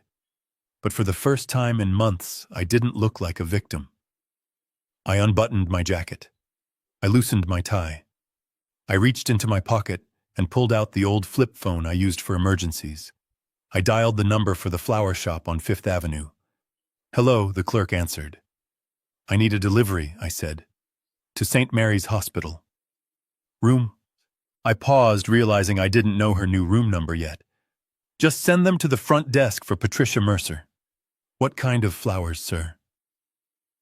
"Yellow roses," I said. 5 dozen of them. And a card. What should the card say? Just write, "I am coming home." I hung up the phone as the elevator reached the lobby. I walked out into the bright morning sun. The air smelled of exhaust fumes and hot asphalt, but to me it smelled like freedom. I hailed a cab. "St. Mary's Hospital, please," I told the driver. "And step on it." As the cab merged into traffic, I closed my eyes. The war was over. The enemy was in chains. Now the rebuilding could begin. But first, I had to hold my wife's hand and promise her that no one would ever hurt her again. And this time, it was a promise backed by the full weight of the federal government and the unyielding rage of a husband who had been pushed too far. 3 months later, the federal courthouse smelled of floor wax and stale anxiety. It was a cold, antiseptic smell that stuck to the back of your throat. I sat in the front row of the gallery, my hands folded in my lap. The seat beside me was empty. Patricia had wanted to come. She had wanted to look them in the eye one last time, but I insisted she stay home. Her heart was healing physically, but the emotional scar tissue was still too fresh. I would not let them see the damage they had inflicted. I would not give them that satisfaction. The bailiff called the court to order. The heavy oak doors swung open, and the defendants were led in. Todd walked in first. He looked like a ghost of the man who had sat in that high-rise office. His hair was shaved close to his scalp, and his expensive suit had been replaced by a prison uniform that hung loosely on his frame. He didn't look at the gallery. He stared at the floor, his shoulders hunched in defeat. The arrogance had been stripped away, leaving only a hollow shell of a man who realized too late that he wasn't as smart as he thought he was. Then came Brittany. Seeing my daughter in shackles was a physical blow. It hit me right in the chest, knocking the wind out of me for a second. She looked small. She looked young. Without the makeup and the designer clothes, she looked like the teenager who used to ask me for help with her math homework. Her eyes were red and swollen. When she saw me sitting there, her face crumbled. She mouthed the word "daddy" and started to weep. It was a performance I had seen 1,000 times before. It was the same cry she used when she wanted a new car. It was the same cry she used when she wanted me to bail Todd out of his first bankruptcy. But this time the stakes were not a credit card bill. The stakes were her life. The proceedings were swift. The evidence gathered by the task force was overwhelming. The forensic accounting trail I had uncovered was a map that led straight to their guilt. There was no way to argue against the wire transfers, the forged documents, or the video footage of abuse. Steinberg, the lawyer, had already turned state's evidence to save his own skin, testifying against them to reduce his sentence. When the time came for sentencing, Brittany's public defender stood up. He was a young man doing his best with a bad hand. "Your Honor," he said, his voice echoing in the quiet room. "My client asks for leniency. She was coerced. She was manipulated by a domineering husband. But more importantly, she is a mother." Brittany stood up then. She reached into her pocket and pulled out a small, crumpled photograph. It was a picture of my grandson, Leo. She held it up toward me, pressing it against her chest. "Dad, please," she sobbed, her voice cracking with desperation. "Do it for Leo. He is only 7. He needs his mother.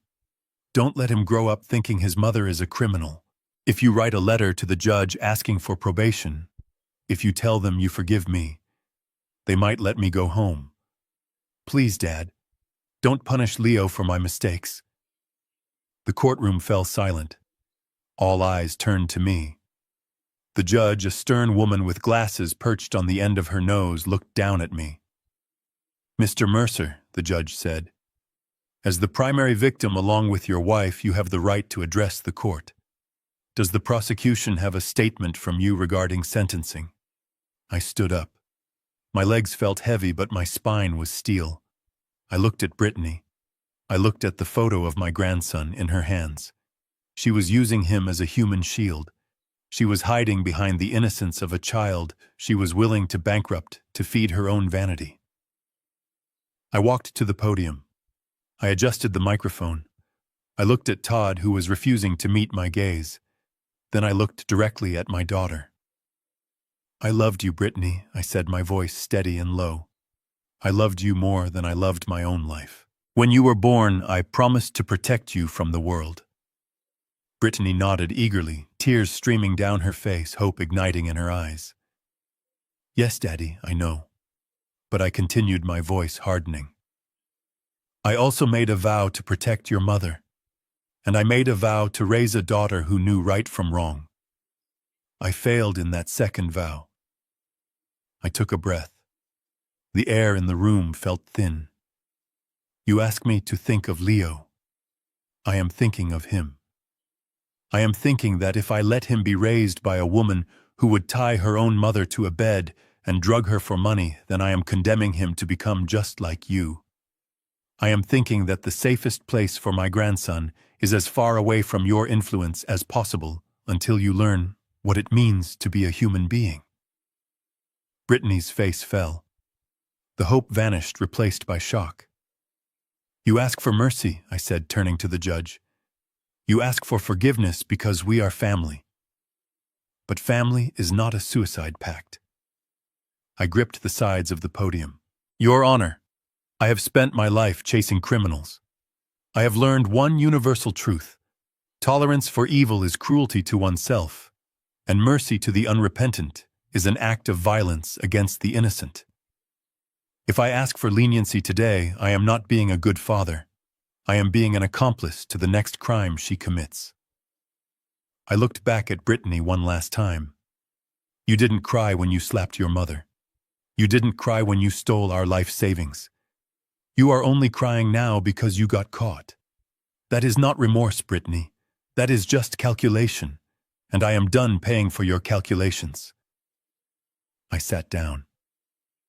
Brittany let out a wail that sounded like an animal caught in a trap. She slumped against her lawyer, unable to stand. Todd finally looked at me, and in his eyes I saw pure, unadulterated hatred. It was the most honest look he had given me in 10 years. The judge cleared her throat. She shuffled her papers. "The court thanks you for your statement, Mr. Mercer," she said. She turned to the defendants. "Todd Thompson, for the crimes of money laundering, wire fraud, and aggravated elder abuse, I sentence you to 15 years in federal prison without the possibility of parole." Todd's head dropped to the table. An audible gasp went through the room. "Brittany Mercer," the judge continued, "for the crimes of conspiracy, kidnapping, and fraud, I sentence you to 8 years in federal prison." "No," Brittany screamed. "No, please. My son. My baby." The gavel came down with a finality tone that shook the room. I watched as the marshals moved in. They pulled Todd to his feet. He looked old. He looked broken. They grabbed Brittany. She was dead weight, screaming for her father, reaching out her hands toward me. "Dad, help me. Daddy, please." I didn't look away. I owed it to her to watch. I owed it to Patricia to watch. I watched until the heavy side doors swallowed them up. I watched until their voices faded into the corridor. I watched until the silence returned to the courtroom. I stood up and buttoned my jacket. I felt a strange emptiness inside me. It wasn't happiness. You cannot be happy when your child goes to prison. But it was peace. It was the knowledge that the rot had been cut out. I walked out of the courthouse alone. The sun was shining outside, blindingly bright, after the dim light of the courtroom. I took a deep breath of the city air. I had a grandson to pick up from school. I had a wife waiting for me at home. I had a garden that needed tending. My life was smaller now. My table was emptier. But it was clean. And as I walked down the steps of the courthouse, I knew that for the first time in years, I was walking toward a future that belonged to me. Prison takes a man's freedom, but poverty takes his legacy. The judge had given Todd and Brittany years behind bars, but it was the forensic accountants who delivered the final blow to their egos. In the weeks following the sentencing, I watched from a distance as the empire of lies they had built crumbled into dust. Todd's assets were the first to go. It turned out he didn't really own anything. His luxury car was a lease which was repossessed in the middle of the night. His office furniture was rented. His expensive watches were revealed to be high-quality knockoffs when the marshals tried to auction them. The only thing Todd actually owned was debt. Massive, crushing debt that was now being written off by banks that would never recover a cent. But the centerpiece of their downfall was Brittany's house. It was a sprawling McMansion in a gated community, a monument to vanity that she couldn't afford. She had bought it to impress neighbors she didn't like and to house parties she couldn't pay for. Now, with both of them in federal custody and the mortgage payments 3 months behind the bank, moved in with predatory speed. The foreclosure sign went up on the lawn. It was a bright orange sticker that screamed failure to the entire neighborhood. I drove past it once. I saw the neighbors stopping to take pictures. I saw the overgrown lawn. It looked like a corpse that had been left to rot. A month later, the property went up for public auction. These auctions are usually grim affairs held on the courthouse steps, attended by sharks looking to flip properties for a quick profit. I decided to attend. I wore my old fishing hat and a nondescript jacket. I stood in the back of the crowd, quietly observing. The opening bid was low. The house had liens against it, and the market was soft. The sharks circled, raising their paddles in small increments. 200,000, 210. I waited. I waited until the bidding stalled. I waited until the auctioneer raised his gavel to close the sale. Then I raised my hand. $300,000, I said, my voice carrying over the murmurs of the crowd. Cash. The auctioneer looked at me. The other bidders turned around. They saw an old man and assumed I was confused, but the certified check in my pocket was very real. Sold to the gentleman in the back. I walked up the steps and signed the papers. I didn't buy it because I wanted to live there. I bought it because I wanted to purify it. The day I got the keys, I walked through the empty rooms of my daughter's house. It smelled of stale perfume and abandonment. I walked into the master bedroom where she had likely planned the kidnapping of her mother. I walked into the dining room where she had hosted dinners paid for with my stolen money. It felt cold. It felt hollow. I called a contractor the next day. I didn't ask for a restoration. I asked for a transformation. Tear out the marble floors I ordered. They are too slippery. Install non-slip vinyl. Remove the crystal chandeliers. Put in bright LED lighting. Widen the doorways for wheelchair access. Install ramps over the stairs. The contractor looked at me confused. "What are you building, Mr. Mercer?" "I am building a sanctuary," I told him. I spent the next 2 months overseeing the construction. I used the money from the settlement I received from Todd's remaining liquidated assets. It was poetic justice. His money was paying to dismantle his own house. When the work was done, I placed a new sign on the front lawn. It wasn't a for sale sign. It was a brass plaque. The Mercer Haven, a community support center for the elderly. I had turned Brittany's temple of vanity into a home for the very people she despised. The living room where she judged her guests was now a common area where seniors could play chess and socialize without fear of loneliness. The kitchen where she wasted food was now a cafeteria serving hot meals to pensioners who struggled to buy groceries. The master bedroom, her sanctuary of greed, was converted into a medical triage room where visiting nurses provided free checkups. On the opening day, Patricia and I stood on the front porch. She looked at the bustling center filled with laughter and life. "She would hate this," Patricia said, softly squeezing my hand. "I know," I replied. She thought old people were useless. She thought we were a burden. Now her house is proving her wrong every single day. I looked at the brass plaque one last time. I had erased her legacy of selfishness and replaced it with a legacy of service. The house wasn't a symbol of failure anymore. It was a symbol of survival. We walked down the steps to our car, leaving the past behind us. We had lost a daughter, but we had gained a purpose. And in the end, that was a trade I was willing to make. The financial ruin of my enemies was complete, but the spiritual restoration of my family had just begun. 6 months have passed since the gavel fell in that courtroom.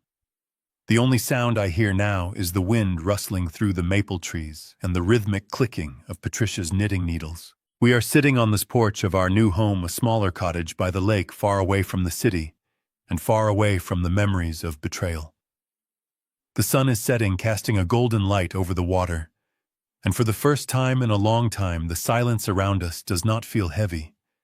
It feels like a warm blanket. Patricia is sitting in the rocking chair beside me. She looks beautiful. The pallor of the sedatives is gone, replaced by the rosy glow of health and fresh air. She is working on a yellow scarf, the same color as the roses I sent to her hospital room. She catches me watching her and smiles. It is a genuine smile, one that reaches her eyes. There is no confusion there anymore. There is no fear. Just the clear, sharp intelligence of the woman I married 40 years ago. We do not talk about Brittany or Todd. We do not accept the collect calls from the federal penitentiary. We do not open the letters that arrive with the prison stamp on the envelope. Some people might think we are cold. They might say that a parent's love should be unconditional, that we should offer forgiveness no matter the sin. But those people have never looked into the eyes of their own child and seen a predator looking back. I have learned that forgiveness is something you give to someone who makes a mistake. It is not something you give to someone who plots your destruction. By closing the door on them, I did not shut out my family. I shut out the draft that was freezing our souls. We are alone now in the traditional sense. There will be no Thanksgiving dinners with a large table full of grandchildren. There will be no family reunions. But we are not lonely. We have found a new community at the support center. We have neighbors who wave to us not because they want something, but because they are kind. We have each other. I reach out and take Patricia's hand. Her grip is strong. "Do you regret it, Doug?" she asks softly, looking out at the water. "Do you regret turning them in?" I look at the scars on my knuckles from the day I punched the mirror. They have faded to faint white lines. I regret that we had to do it, I say, but I do not regret that we survived. I sip my coffee. It tastes better now that I am not drinking it to stay awake for a war. This experience has taught me the most important lesson of my life. We grow up believing that family is the blood that flows in our veins. We are told that DNA is a binding contract that cannot be broken. But that is a lie. Family is not the people who share your last name. Family is the people who hold your hand when the doctor gives you bad news. Family is the people who stand beside you when the world turns against you. Family is not about biology. It is about behavior. It is about how we treat each other when the storm comes. Todd and Brittany were my relatives, but they were never my family. I am Douglas Mercer. I am 72 years old. I have lost a daughter, but I have saved my dignity. I have lost a fortune in legal fees, but I have bought my freedom. I squeeze my wife's hand, and she squeezes back. The sun dips below the horizon, and the first stars appear. We are safe. We are at peace. And that is worth more than any trust fund in the world. Thank you for listening to my story. I hope it gives you the strength to look at your own life and ask the hard questions. Are you holding on to toxic people just because of history? Do you have the courage to cut the ties that bind you to pain? Let me know in the comments below what you would have done in my place. Would you have forgiven them? Or would you have done exactly what I did? Don't forget to like and subscribe for more stories of justice and truth. Until next time, take care of yourselves, and remember to protect the ones who truly love you. Goodbye.